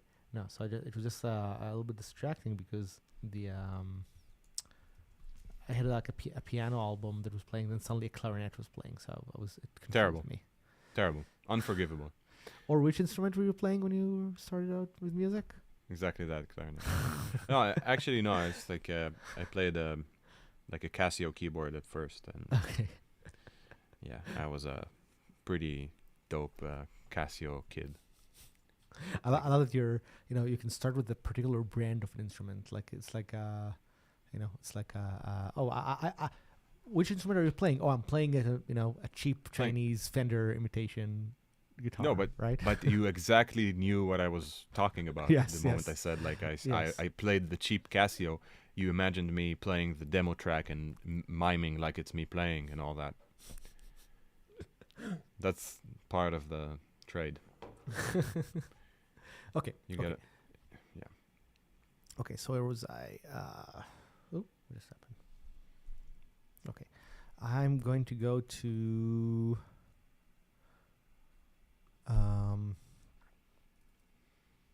my line graph, and it is function input. So I think I called it resizing text display. So we say like the name.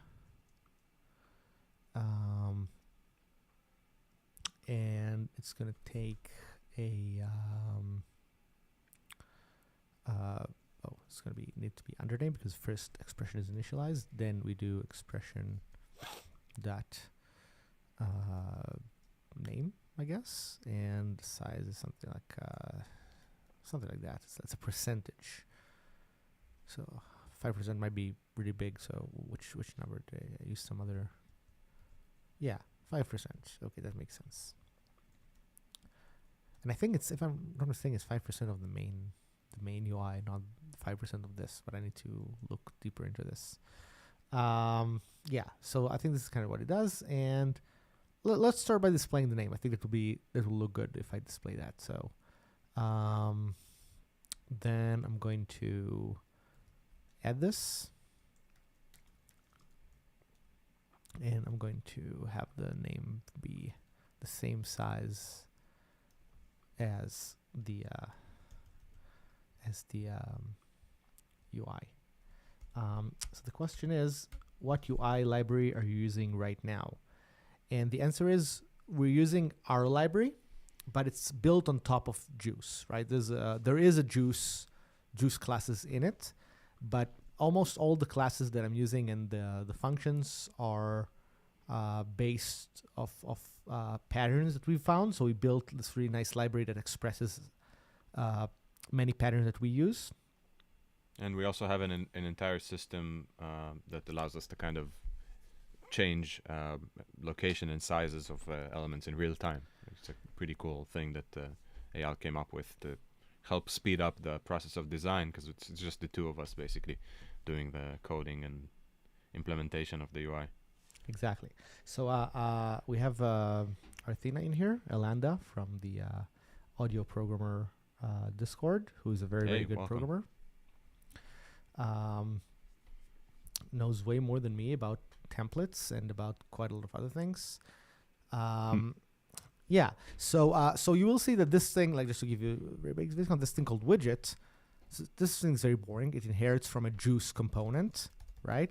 But it adds a bunch of things that I like to do. For example, in Juice, let's say that I would have multiple text boxes here, like name, and let's say I have some other random value, right? I would have maybe a bunch of different labels in here. Maybe I'll have, I don't know, title, right? I would have multiple things on screen, not just one. So in Juice, for example, or in plain Juice, you would have to do this: add and make visible name, add and make visible value, add and make visible. Like I hate that. Like I don't like this. This is just boring typing to me. So we just do add children, name, value, title. Much nicer. Same thing with this line, scale to fits. In Juice, you would write something like name dot set bounds, get local bounds, and then the same thing with value, and then the same thing with the other one, right? If you want to make it all be in the set of the parent, so we just do name, value, title. Much nicer with one word. There are other advantages to how this works. Technically, this also does something different than set bounds. This does, when we'll go into deeper scaling, this does stretching. It allows itself to apply a partial transform, which would mean things resize more smoothly. So there's a lot of little things that we build on top of this, and this is just like the basic usage. You'll see very soon that we build a lot of different things on top of Juice for our own use cases. So yeah, okay. Hopefully that answered it. Now let's go try something more substantial. So what I'm doing is I want to write something that represents a singular input. Let's I want to maybe open Aura's Figma thing on screen. I actually just found a really nice looking way to display the same thing, but show the old one first until I'm done with this one. Okay. Can I load the Figma, or are you the Figma? Yeah, of course. I'm working on another area altogether, but I did change it to be all black background, so I don't know if it's good for the stream. So if it's not, let me know. Okay.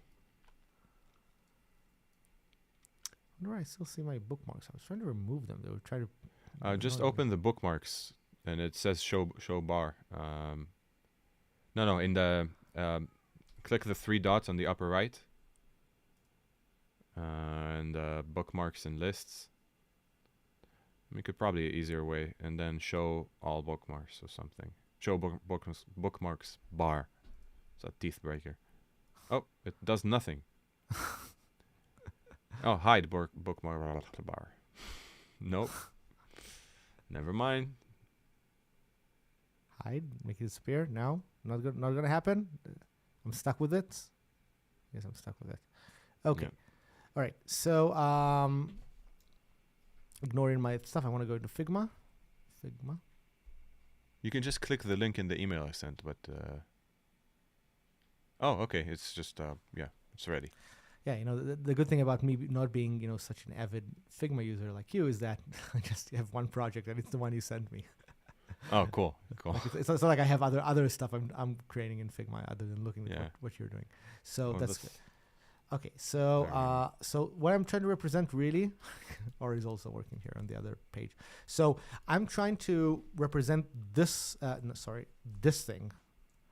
This purple you have a box. slightly sorry for interjecting. You have a slightly better version below where it actually says the name of. Yes, exactly. Yeah. So I'm just trying to represent this. It's going to be a box. Purple is a temporary color that we picked for the type, right? There's going to be different types in this language. So this is going to be a type called music, or a musical sequence or something. Okay, that makes sense. Let's have a look.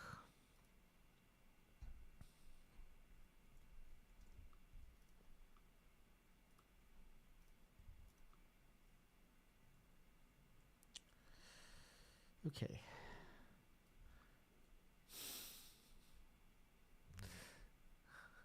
This is the worst question ever to send me. I'm trying to get my girlfriend into learning Figma, but she's overwhelmed. That's a question that takes so many twists and turns, Like at first I was like, yeah, I can talk a lot about learning Figma, But then to make it more rewarding, um, you want me to do like a crash course in it? It's not crash course in Figma, but to show what I find to be rewarding sometimes in working with it. Maybe just Yes, do quick it now. detour, quick detour, just because it's a interesting question. So basically, I I didn't learn Figma anywhere. I just needed to make audio products, and I knew this is a platform to make the assets and design. So I just figured it out. So that's not a good answer. But what gave me the drive to do it was first of all to have a vision in mind of something worth working for. So for us, it was making a plugin for your girlfriend. She just needs to find a project that she's excited about. It could be something you guys are doing together, or maybe even if she likes a certain type of website, she could like visualize that and maybe even eventually create the website, because you don't have to use Figma just for assets for apps. You know, it's good for anything. And it also is a very robust prototyping system, which means that you can actually like make interactions and sort of prototype how an app would actually work with animations and all that.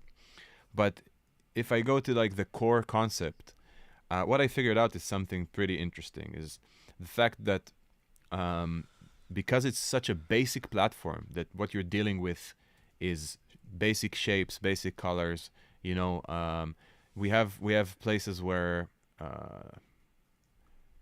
we just showed this one. This is not an actual app. This is just a something I made in Figma when we were designing BeatsColor. That is a very elaborate kind of you know enticing thing to put in front of us, so we have like a motivation to work. But before having that, what I like to think about is simply let me go back to where I was. Simply working with contrast to create an interesting object. So I would always start with something abstract like a square, and then I would say, well, what is the most coveted thing? What is the most desirable thing in this app? So in BeatScholar, it was the pizza. So I would take a circle and give it the color. Now we have the black circle in the middle of the white square, right? And it's not very interesting. But if you think about it like a story, this is like the main character, and this is the backdrop. So this is the city, and this is the guy in the city doing something. And then I start to imagine and say things about it. So this needs to stand out even more. So I'll have it drop a shadow, and then I'll give it another layer of character, like a gradient or something cool. Maybe something that doesn't resemble the flag of Japan's flag so much. But so now it's at a point where I want to discover more and more about the object using the basic elements. So all I did was draw two shapes, decide their colors, add a gradient, and now I'm in the zone of I want to keep exploring how I can make this unique using these basic elements. And this is for me this is the appeal. So you know, I can if I just keep going and I learn that the gradients can be radial as well, this creates another sort of layer. Now I can imagine that, you know, because I like pedals and knobs and whatever, I can imagine that this is a knob that sits inside you know, another kind of half knob, and something interesting is also happening here. So I'll duplicate it, and I'll give it a sort of value going the other way, and change the gradient to do something like so. That's the way. Here we go. There's like a secondary sort of thing going on, and now I imagine the user doing something cool like adjusting this and then turning the knob. So this is what gets me going. So it's a sort of layered approach where I imagine this special thing, and then I give it more and more and more character until I absolutely think this is the coolest ever. And then doing something like, well, the background needs some love, so I can give it maybe I'll give it this sort of I'm in the mood right now to do a sort of a dark themed UIs with matte colors. So maybe if I do this, and then so you're actually watching what I'm doing for most of Modalics' products at almost day one. right now. Radial, and then so I like doing UIs and thinking about cool stuff that makes sound, and I can even start like just to get inspired even before we actually know what the product is. I'll find myself sketching things that I find interesting in this sort of layered approach, just working with the very basic shapes, the very basic capabilities, and going deeper and deeper layer until I'm actually like curious about these things. But it's also a matter of persistence and motivation. So I hope this didn't go on too long, but yeah. No, I think it's great. Come on, Um, I'm getting so work done while you do this. So it's good. That's cool. It's actually something that I've just spent a lot of time thinking about, and I love showing that you don't need to learn every single button everywhere in order to get going. You need to know how to draw a rectangle, draw a circle, and then have them in different colors. And just using these two elements, you can just construct, like what I'm doing right now. Sorry, one last thing that I'll show. What I'm doing right now is taking what Eyal just showed, which is this structure, and I'm trying to find the appropriate, let's call it sexy UI way to display the external inputs in the top toolbar here. So they will eventually become something cool like this, like these little flags that tell you they're clickable, and they're sort of latched on the top of the top toolbar here. And by the time I'm done with this version, it would be much closer to how we'd want the experience to be, in terms of calculating what's the appropriate size for each one, and color coding. So this is the second layer I've just entered. In parallel with what we're doing for our initial prototype, I'm trying to already imagine deep into the future what the interactions would be like. And we have this approach where we constantly look into the end result product, or try to look into the product, and then kind of sweep back to the point of prototyping to sort of always understand where we are, what's missing, and identify trouble spots. And that's the advantage in working like this, like I showed in Figma, that we have this is the part of the success of our development cycle, is the fact that I'm able to generate pretty extensive UIs in a matter of like an hour or two, and Eyal is kind of the same way in prototyping. So we keep kind of clashing these elements together to understand how to break them down into tasks and what we want to do. So yeah, that's thank you.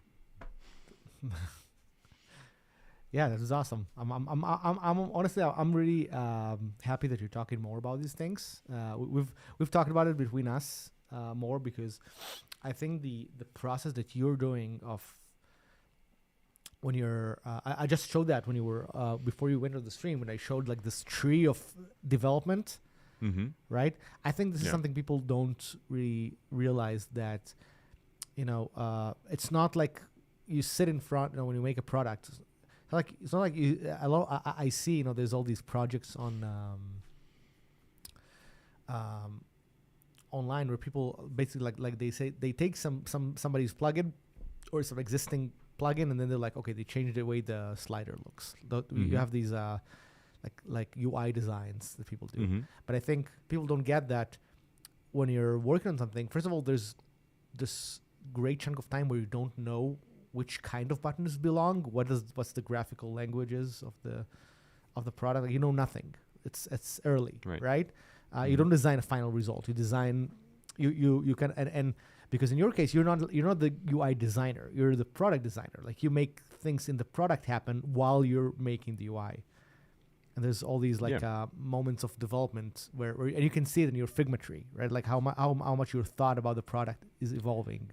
So that's the thing. Like you basically visualize your current level of understanding of what the product is, and at the same time you try to visualize something that you might not understand yet, but it's the thing that makes you happy to look at. It's if you showed my initial drawing of Thema.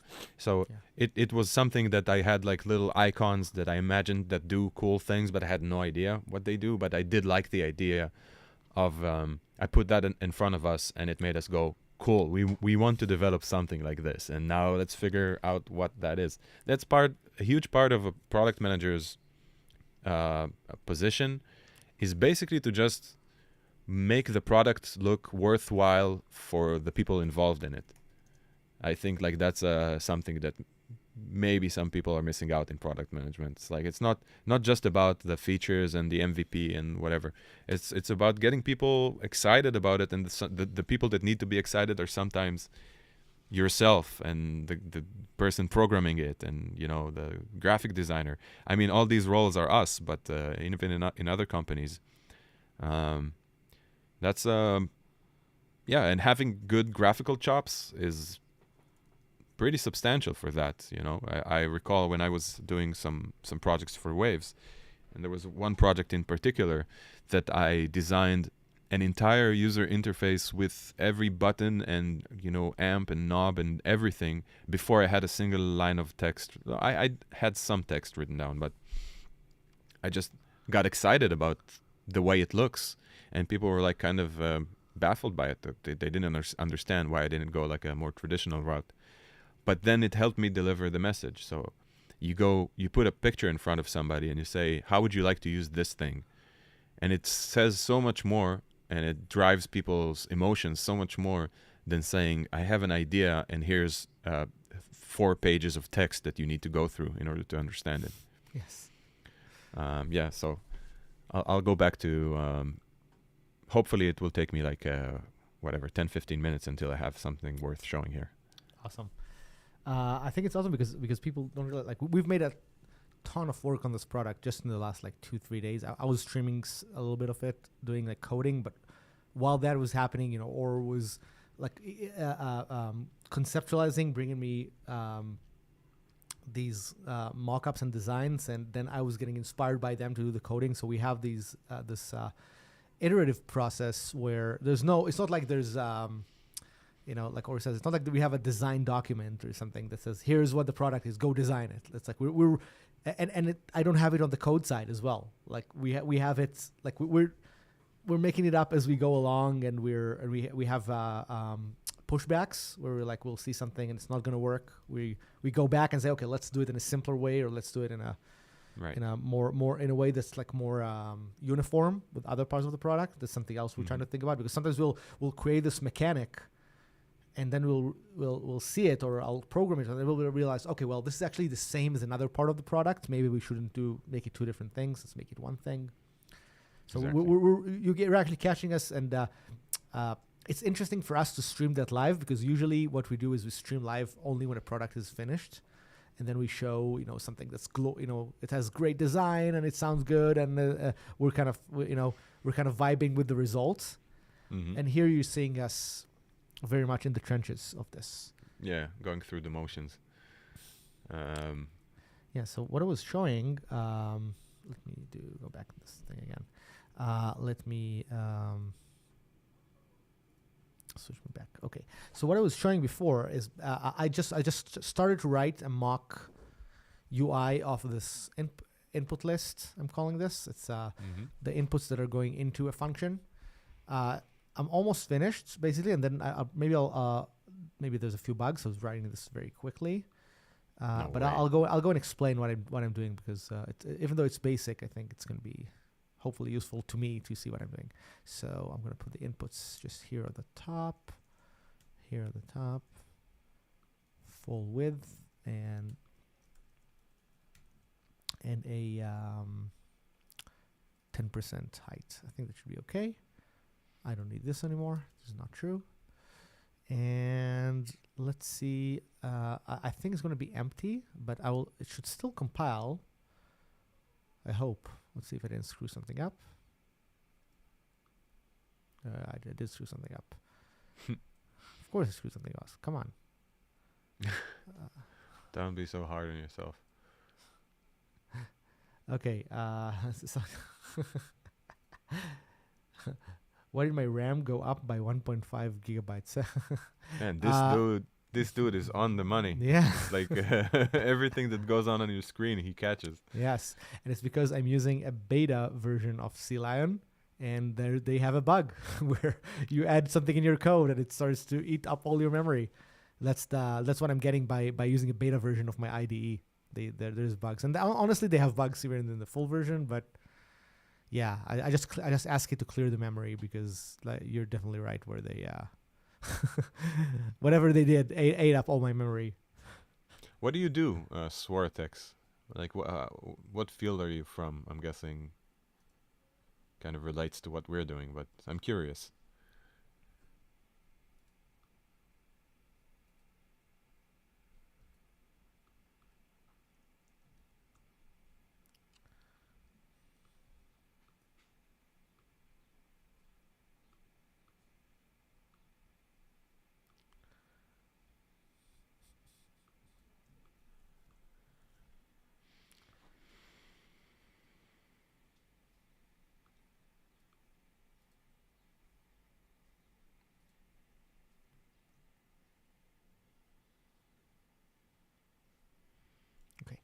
So so what I was doing, I was just trying to do this thing, and I guess I screwed up because function input takes an expression, and I think this is a pointer. So I think this is why this doesn't compile. I wonder why this doesn't show me the error, but I think it just can't parse or can't figure this out because it's there's quite a lot of templating happens for this nice call to happen. It's not it. Create derived visible. I thought that's it. I'm creating a function input. Oh, Cool. I sorry, I just answered. I appreciate you jumping in and talking to us, and I hope you know this is somewhat beneficial for you. So if feel free to jump in and ask anything. We're here for that.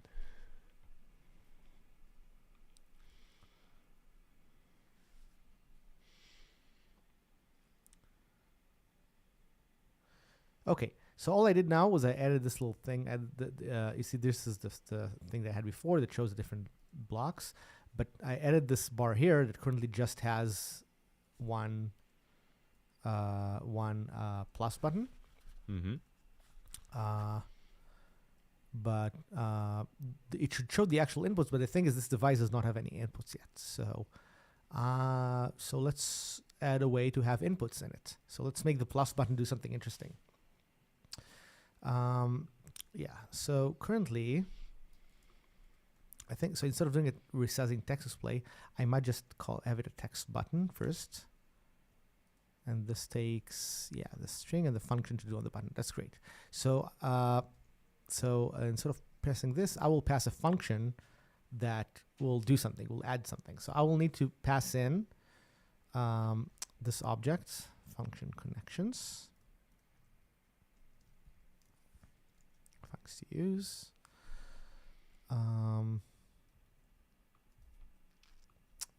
And then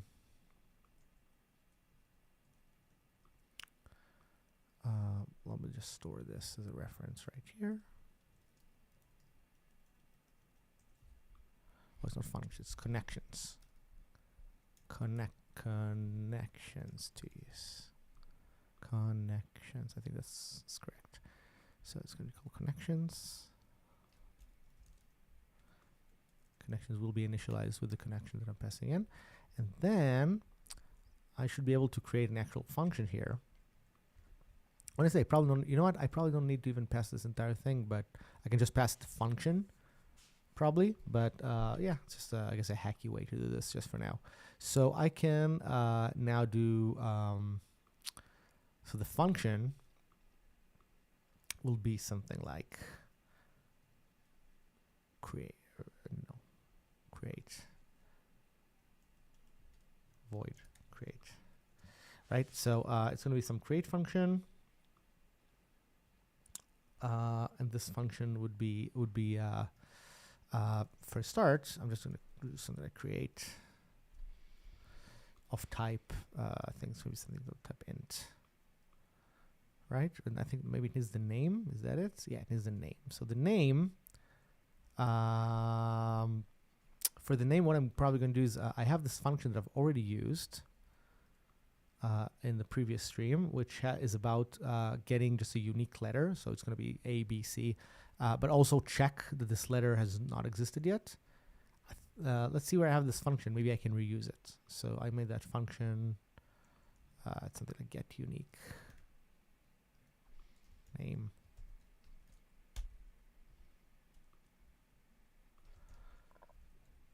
Where did I put this function? It's somewhere in the state. Where did I use that? Somewhere around expression wrap. That function is called generate unique ID, and it takes a that is exactly the function I need. So I need a function that generates a unique ID, but it takes a function that asks if the thing already exists, right? So that's how I can use it in a generic way with other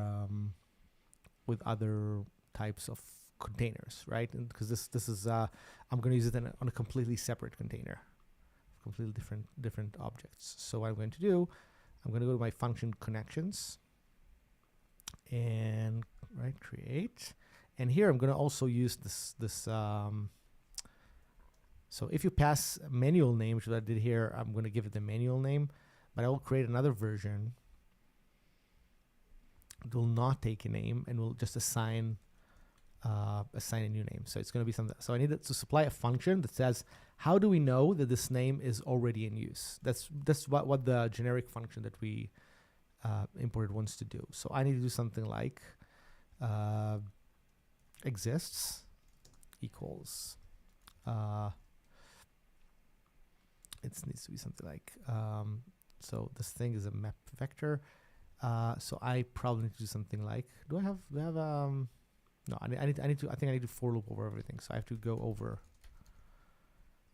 this function needs to take a const token, and this will go over connections,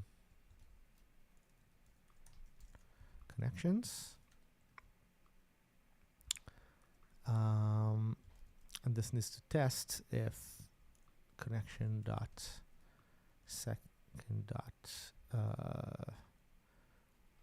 get name is equal to token, right? So if it exists, return true, and if it went through everything and didn't find anything, return false. So this is the function, and then what I do is, can I get this unique thing? Do I have access to this, or did I put it private? So I need to include expression wrap. It's called get you generate unique ID. That's what I need. Okay, so now that I have this function, I can do something like create with the type of T, and it's going to get the generate unique ID. He's saying he's watching our stream while he's at work, or she. I don't know, but don't worry, your secret is safe with us, and you can consider this actually like work, like training. You should, if anybody looks, it does seem like you're learning about coding, which isn't a bad thing to do. Yes. I agree. And Arthena is saying she'd love to see a stream about discovering the new Juice 8 stuff, which is something I guess you're probably the guy to walk through, right? Yes, we would probably do that about the new Juice features. I know people in the Juice community are very excited about the JavaScript bindings that they've added.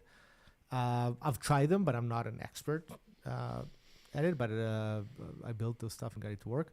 I think the biggest thing about Juice 8 for us is in Modalics, is there's a new graphics backend there that's using graphics backend for Windows specifically. It's using, I think, Direct 2D. That should really improve performance. So I think this would be like we had a terrible time with UI on Windows. The old Juice backend was not very good. And hopefully I didn't test with our new stuff, but I probably should, because it's. I think this will be really good to to show that. There's a couple of other new stuff. I forgot what else they have that's new. Let's see. I'm just gonna go to Juice 8. Let's see what else is new that I forgot. WebView is the JavaScript backend. Improved Unicode. Oh, they have emojis. That should be pretty awesome. I did not try that. New full featured animation module. We have our own animation module, so I'll see if this is interesting. I'll be very interested to see what the API is. That actually is the one that I would be really interested to see if they made it nicer than an API that I wrote for similar things for animations. This is really what we need. So direct 2D.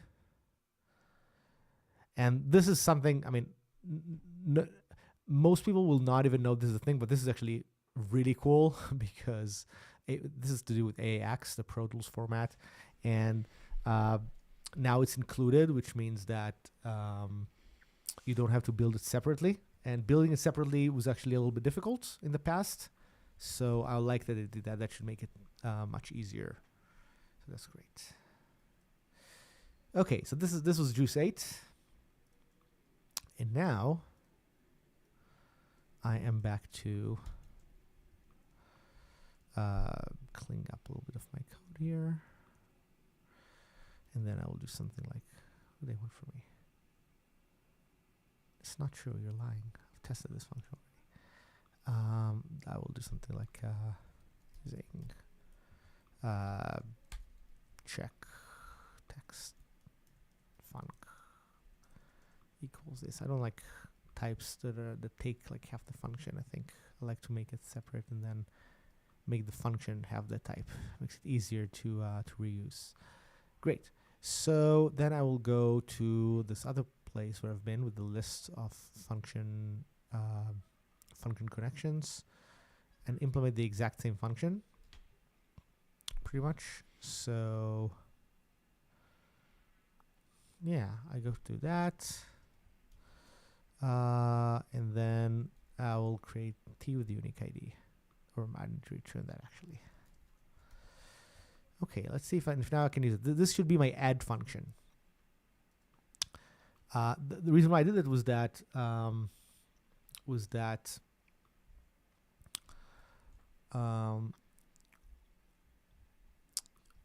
we wanted so that when you add a new input, which I was just about to add a new input, this would auto-assign a letter to this without the user having to type a name. Because otherwise, what I could do is, when you click input, I can have a text box in that says, give me the name. But I'm just going for simplicity for going for something where you click plus, it's A. You click another plus, it's B. And then if you want to have another name, I will probably in a few minutes we'll add a rename functionality.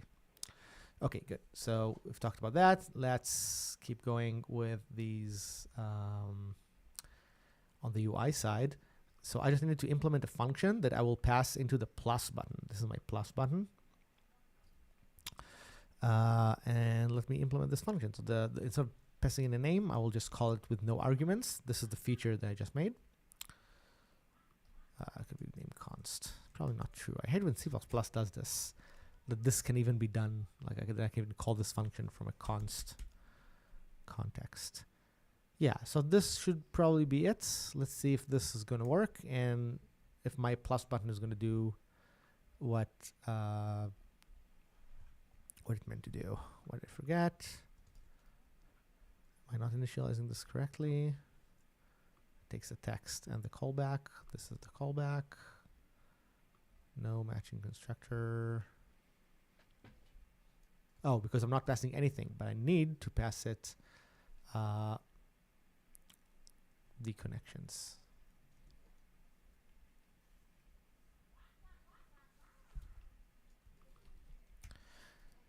So the question is, oh, you made your own animation system? Yeah. We had to, if you think about how things, I don't know if you've seen things in our previous products work. So for example, here's a good example, something like Beat Scholar for iPad has these like smooth transitions when you kind of switch between panels, stuff like that. Some Mine's of them drums also has some of that, I think. Yes, yeah, we have a lot of things that would require you to move and morph from one thing to another. So we have a lot of code that's related to how do you express all kinds of like timed animations in a generic way. Okay, so I do this, and here you go, plus button, but this plus button does not plus. Let's see why. Or maybe I did plus and just my maybe it's not updating.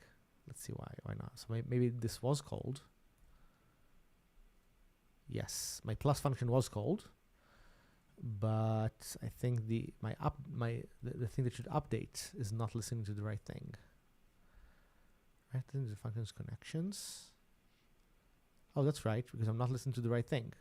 I have a what I call a size listener here, and it's not listening to the right thing. What it should be doing is listening to connections, or I think I could just do star connections to reach it directly. So this thing should listen to the size of this container.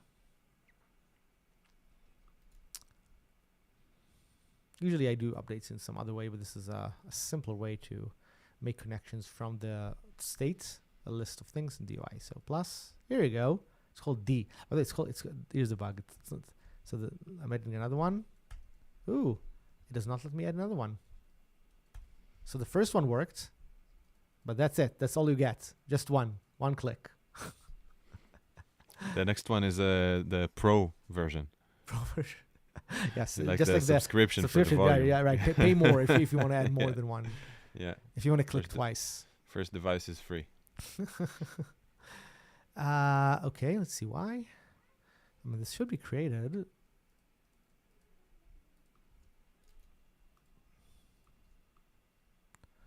Well,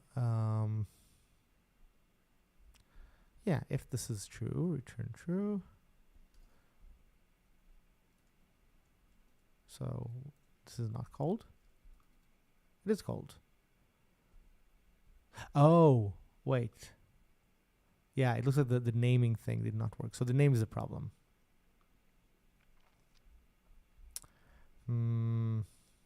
Yeah, because it keeps overriding the same name. That's weird.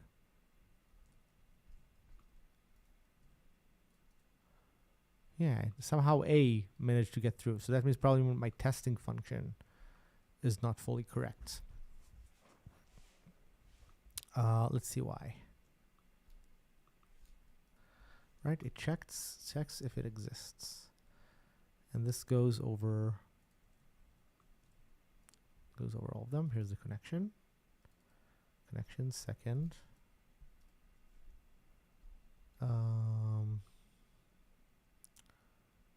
Do get name. Let's see what's wrong with that. Name is Q. Okay.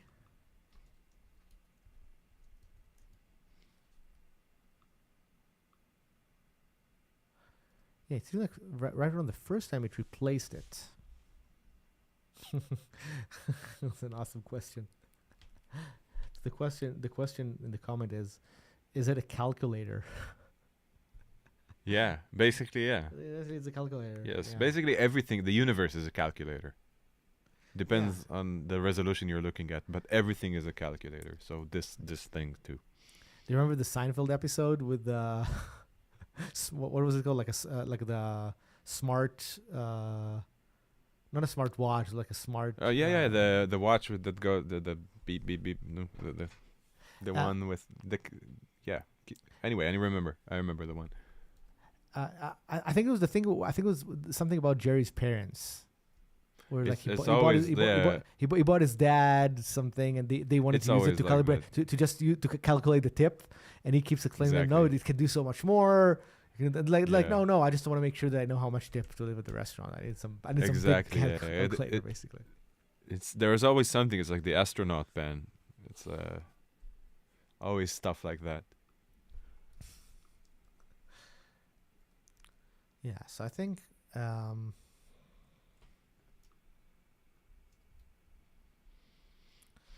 so anyway, it looks like I did something silly with this function. But anyway, just to give some context, this is a music composition software that will let you chain all these expressions together to create interesting music. So uh,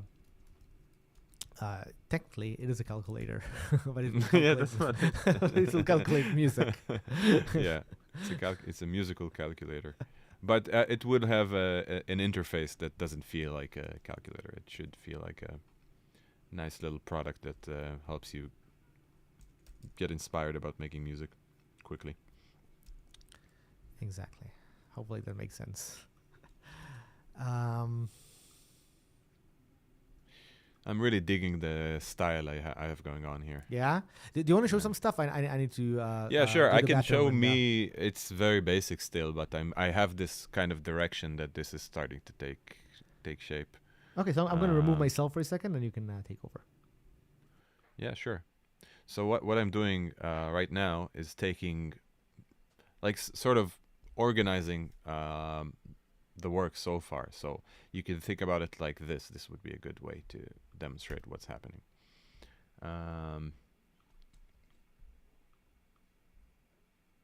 So there's this area where I want to take the best of what I understood about the user interface from this entire tree of the decision making and debates and UI versions and whatever. So there's a point where I feel like I've understood enough about the product to sort of distill the best of the process and sort of create a version that shows a sort of streamlined view of the definition. Let's call it. So what Eyal is working on right now will basically allow us to create a sort of device like this one. Just to explain, I don't know how even if you did go into detail, probably some of you weren't here. So this is like we imagined that this device would create a sort of arpeggiated pattern that you would use for your verse, for the verse of your tune. Now the basically in the product it would be represented in a very compact way, but it would have a very interesting mechanism that allows it. So you have some sort of piano roll, which is a sequence of notes, and then or even a single note, and then it would have, you know, 2 arpeggiators and then 3 form modules, you can call it. So once you run it through these arpeggiators, you can sequence different arpeggiators to play one after the other, and then you can do like a sort of musical inception and say, well, play the first form and then, you know, repeat that. So basically what you're getting is this sort of exponential growth where you're taking a small structure like a piano roll, expanding it with another device, sequencing several of these, and then sequencing several sequences. So this is the gist of the product in the lowest level. Of course, when we talk about a high-level interface, you would want to do something like take a piece of music, apply the verse maker on it, and see the result in a sort of very instant way. But we also want the users to have a deep sense of control over the processes, and so that verse maker isn't just a factory preset that you can't control. It's something that you personally, if you have a sort of way you want arpeggiated patterns to happen, we want you to be able to be like the brilliant scientist behind the method. So you can think about it as we give you tools to create your way to make music, and then you can apply that instead of like in a DAW to apply that to each every note. You can apply it to long forms. You can say, verse maker, please do your magic on this 16 bar pattern, and it would result in something cool. So moving back to the actual work, right now we're at a point where we're trying to understand how to show the inputs. So verse maker would require you to input music into it. And when I jump forward here, I started doing this sort of flat style that's very, very clear, that shows the position of each module. So this module is the piano roll, and it says A. This module is an ARP, and it says B. And you can see that A is inputted into B. So this is a very basic form, like I showed before if you were here, about starting from basic shapes and basic colors and having this sort of very clear understanding of the most powerful aspects of a design or of a interface. So this, I'm trying to understand better, have a better understanding of the object in terms of both the style and the functionality at the same time, which isn't that simple, but it's very gratifying. So the way I imagined it is that the piano roll is too big. Anyway, I'll keep it like that. That these flags up here would basically mean that the device, the verse ARP device, let's say I want to feed something external. It has a piano roll in it, but I want to feed a different type of music into it than the one that's inside this device. So I can go ahead and drag, let's say I can drag from here this this input. Let's say it just says input, right? I don't know what's assigned to it yet, but that's the music you should input into it. And once I drag it, it should do something like this. Check this out. So I'm going to copy here, paste the style here. And you see how this turned purple? And now it would say ARP1 input. Oh, let's just have it say ARP1 for now. Let's say that this is the name. I know what, I have enough room. Let's not be lazy, even though we are. So now you have this little flag on the top of the verse ARP here that implies that you externalize this input, and the entire kind of style is starting to. I'm really starting to enjoy it. This sort of very flat design. You're dealing with a level of information that is already sort of intense, I guess, for some people. And I don't know, even the most technically proficient people love it when things are, spread out in front of them in a clear way without, like, if just to give an example of the importance of how the user experience is shaped from the very basic elements. If this was a gradient, like this, instead of a single color, so let's give it. So, like, subconsciously, the change of color does something. It takes away some concentration from you. And if this was a very simple system with like one button in the middle, it might be nice because it would make this feel more important. But dealing with these sort of systems, finding a nice backdrop for it, same with BeatsColor. BeatsColor has this dark blue background just because it contrasts properly with the 16 other colors that we can use. So this is kind of the same concept I'm going with. The green and the purple should work together. Just finding the graphical language makes you want to keep exploring the product and developing it. So yeah, this is where I'm at. I know it's still not much, but I'm building up to it. This stage does take a second. Even the most basic things take a second because the choices become more precise. But yeah, as I said, it would take like, I don't know, maybe 20-30 minutes, and I'll have this device that I showed up here, but looking very good and clear. Yeah. Awesome. I'm actually really Arthena says, just be sure to overload people with shortcuts. People love shortcuts. I think you are absolutely on the money. You're absolutely correct, especially in a product like this, that I can imagine that people that will know the key commands will just fly through music. That's a big thing for us. Like, we keep thinking about how people would want to work with it. We're talking even about like prompts that you can actually like insert texts and stuff like that. But you can't beat like a nice shortcut and mastering like the few shortcuts that you need. Which brings me to think that we could actually, we could actually do like command click on a input, sends it to the externalizes it and stuff like that. It's a pretty neat idea as well. Yeah, I was just one of the things that I was just doing is I managed to find out what the bug was with the plus thing that I was doing, and it was such a such a such a cut from, you're doing all these like amazing high level design stuff, and I'm here, connecting connecting the name, that's connecting the plus button into the other side. Like it's such I'm talking about shades of purple and shades of gray. It's not that much of a high level design, but yeah. Yeah. So I found the bug. By the way, I probably want to show this because this is it's a great bug. Look, so you see, I have the plus thing. Now the plus is going to work, but see what happens. I'm going to click it for the very first time. Oh, let me maybe put yourself to the side or something. Yeah. So I'm going to click it for the very first time. Look at which letter it brought out. D, right? Let's bring another one. It's E. Why is it D and E? You see these A, B, and C right below this? Mm-hmm.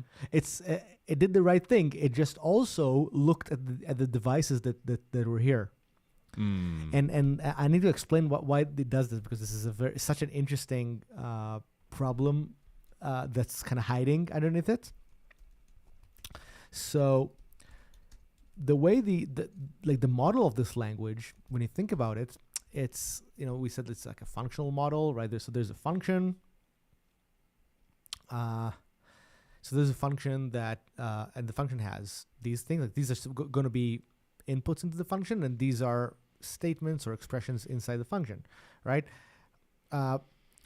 In terms of the model of how this is built, not in the part I'm working on now, but in the other part that represents the model of this function, all of these, like they're in the same scope.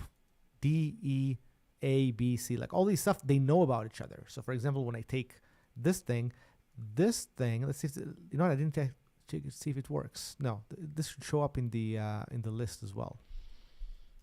Here we go. It does work. Look at this, right? So D, it says IO, which is it's funny. This should sound like a module input. So there's an int. This is an int, just because I just made int for now. This is an int variable, right? Or int parameter into the function, and this thing, the amount of transpose, knows which ints are in the scope, right? It looks for that. So, and it has to do that because these inputs have to live in the same scope as the call itself. Otherwise, we can't allow to connect things outside of scope. Some languages lets you do that, like they do the concept of global variables. But I have, because we were going for a functional style, or more like a functional programming language here, I did not allow that. I did not allow the user to, have access to other globals from the world here or other functions. I let the user have things that are explicitly brought in. And so if those exist at the same place, that means that they also share the letters. So that's so the simple solution for this would be, I need to add a way, when I create this, to add something like inputs, to add like some name to this, so that and I probably also need to work on my generate unique ID function, because currently,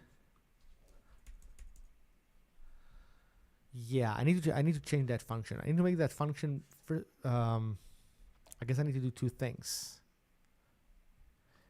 I need to filter out everything here that's an input, that's of type input. Interesting. What I did is actually wrong, I think. Right? It's very big of you to say. Yeah. I need to think for a second. I need to think of a way where I would do this logic correctly, but only operate. Well, first of all, I probably need something like an. Yeah, this is kind of weird. Like, it's almost like I need to make this operate on a different list, because not only that I want the name of this to be unique, those names can be added over time by the user. Like, let's say that I have an input called, the user is going to call it, amount of steps to transpose or something. I don't want the user to later be able to add something with that name to somewhere else in their device. So I probably need to think of a way where this logic would almost be separate, right? Like I would need to only operate over over different things. How would I do that? How would I do that? Let me think.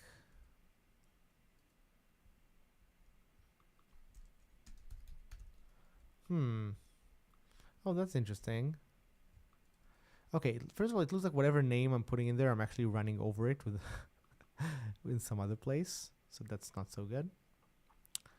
The other problem. The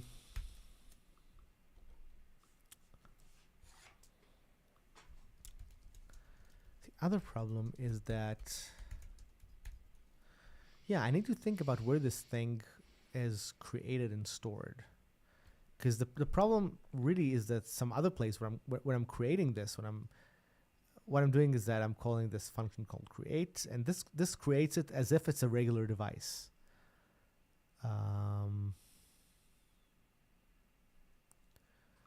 Yeah. Right? That's what I'm doing? Yeah, it's weird that's what I'm doing, right? Because that means, oh, I know what happens. Okay, so I think it is going to create it as an actual device, and it's just my UI. It's not listening to this correctly to show this. Okay, I think let me do something that will expose the bug, expose how bad the bug is, and it'll probably be the correct thing to do. I'm gonna go into this thing right up here called blocks, and all I will do is, oh, here we go. It's the same problem. Sorry, I don't need to listen to blocks. I need to listen to states.map.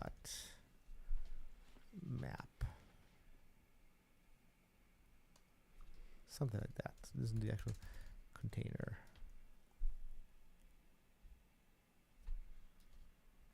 This will expose how bad the bug is, by the way. This is not going to work well. This is going to work really poorly. But it just makes me feel silly. So I'm going to add it here. Yes, it adds edit here too. That's the problem. I can't allow that to happen. That's interesting. Okay, so I need to think of this more fundamental problem of the way things are connected, because I need a way for these inputs to be exposed in scope but not show up in here. That's really, I guess, the gist of the problem. I'll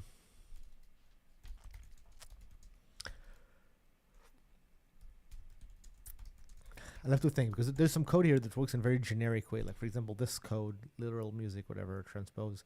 All those connections don't really know about this thing being a special case. They look at some global map, or not global, but a scoped map that tells them which how they can connect the ID that's stored in them with something else, with another the output of something else.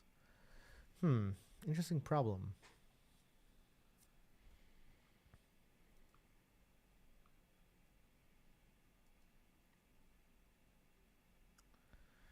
Interesting problem.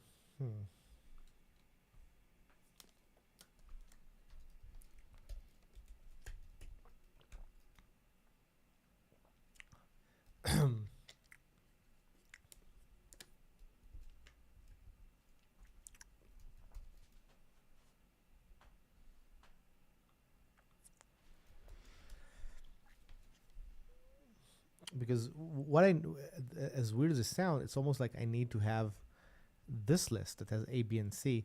I needed to know, because I need D in there. It exists. I just needed to not display. And not just not display. I needed to not be calculated as a part of this, because the D being latest will also mean it's calculated in the chain of function calls. So I don't need that. I need somehow to add the special case everywhere. And I don't like the idea of the special cases everywhere.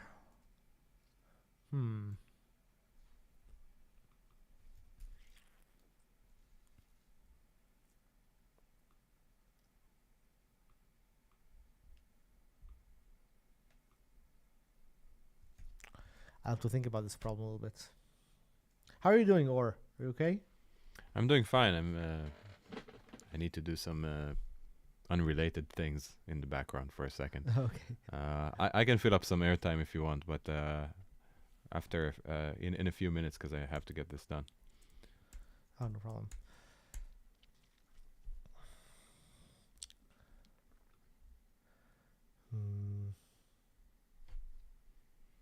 This is the part where the AI music thing would be nice. Do you want to try it? Okay, so I'm going to do something that I've never tried before.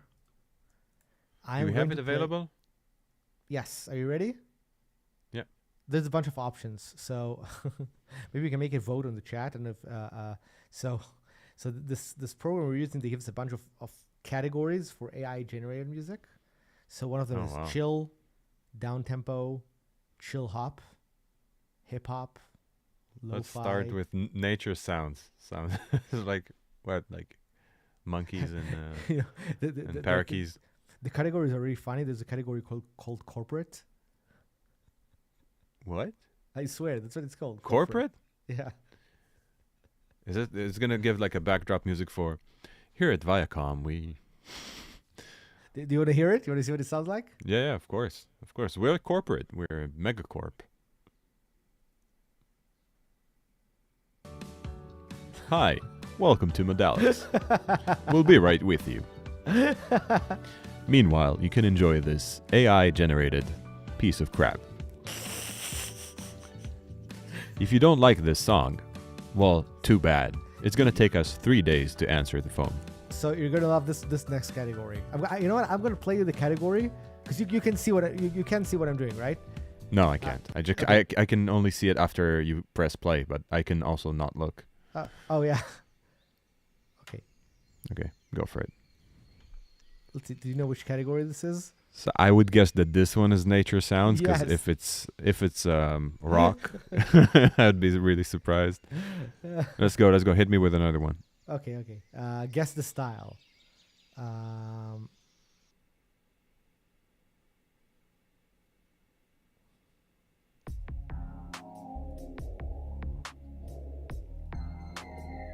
I kind of like this one.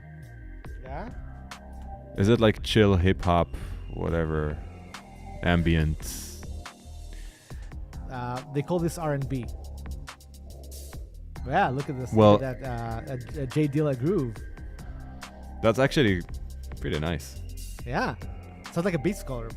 Yeah, it's like a quintuplet almost kind of thing. No, it's not quintuplet, but yeah, it's a laid back. It's a sextuplet. Still very good. Yeah, sextuplet, but it is laid back a little bit. Nice. This one's pretty good. Yeah. I can vibe with this one. The corporate one was just irritating. Any music is fun. I don't know if how weird this is to people watching this.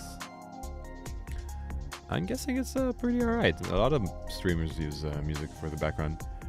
What happens if you click it again? Does it regenerate? You can like shuffle, like regenerate as much as you want. Yeah, they give you a shuffle button. So let's try this other song, but in the same category.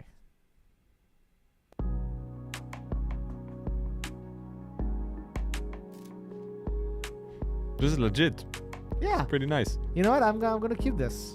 Yeah, Right? it's also like a fairly. Maybe you can turn it down a tiny bit, but it's fairly non-intrusive in terms of like you can speak over it and everything. Is that better? I'm guessing. Guys, let us know if the music rubs you the wrong way or something. But for me, it's all right. I mean, it will bridge over the silent spots, but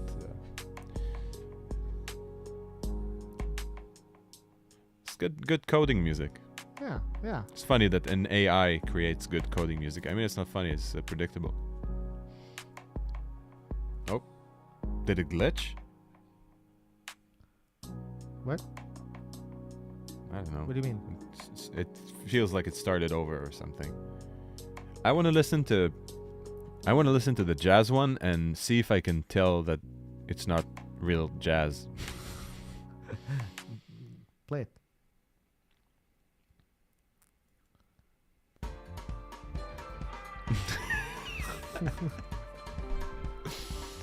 I mean, most jazz has traditional Chinese instruments, right? It's very common. Yeah, and like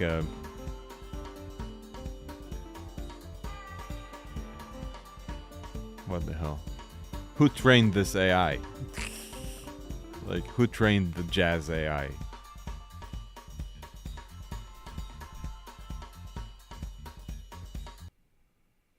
I gotta see if it's everything is like this or it will actually play like a ballad.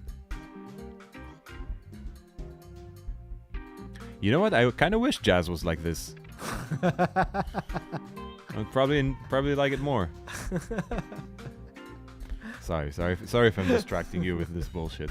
I'll put it back to R&B. And, I wish I could just play the jazz scene from The Office. You know, remember that? Why can't they just play the right notes? You're not stupid. Jazz is stupid. But it's said like screaming, crying.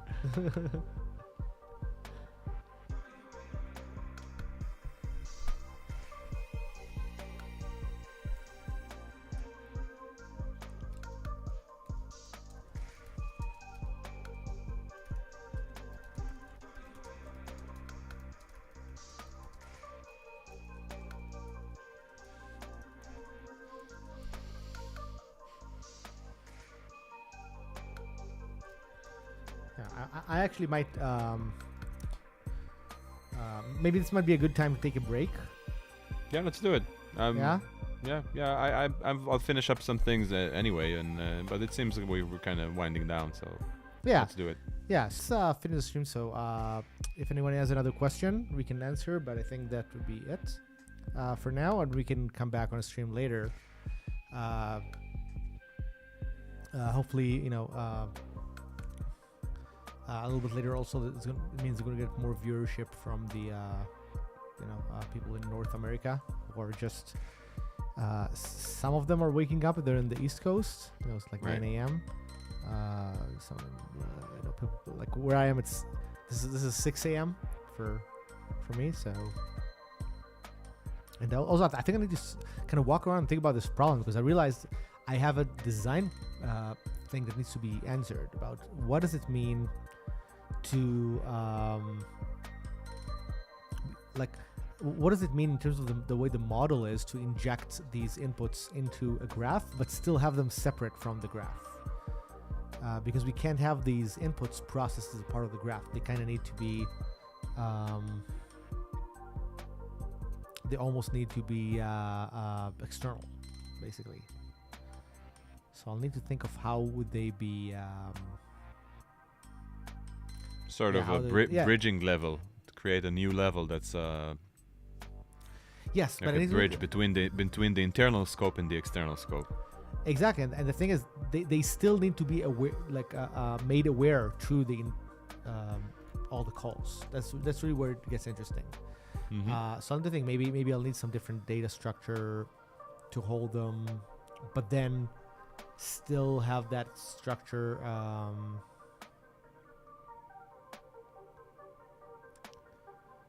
made aware by because eventually there's some map in the code that says here are all the different functions and here's their unique IDs, something like that. Right.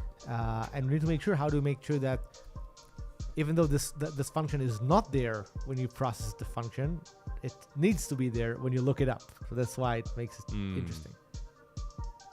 Seems like a cool problem to show how you solve at a later stream. When I know how to solve it. Yeah. Cool. Well, can't do anything on stream. Have to do some downtime. Yes, exactly. So okay, so thank you everyone for watching, and we will probably start another stream a little bit later or tomorrow. We'll see when we feel like doing that. So all right. Thank you all. See you guys.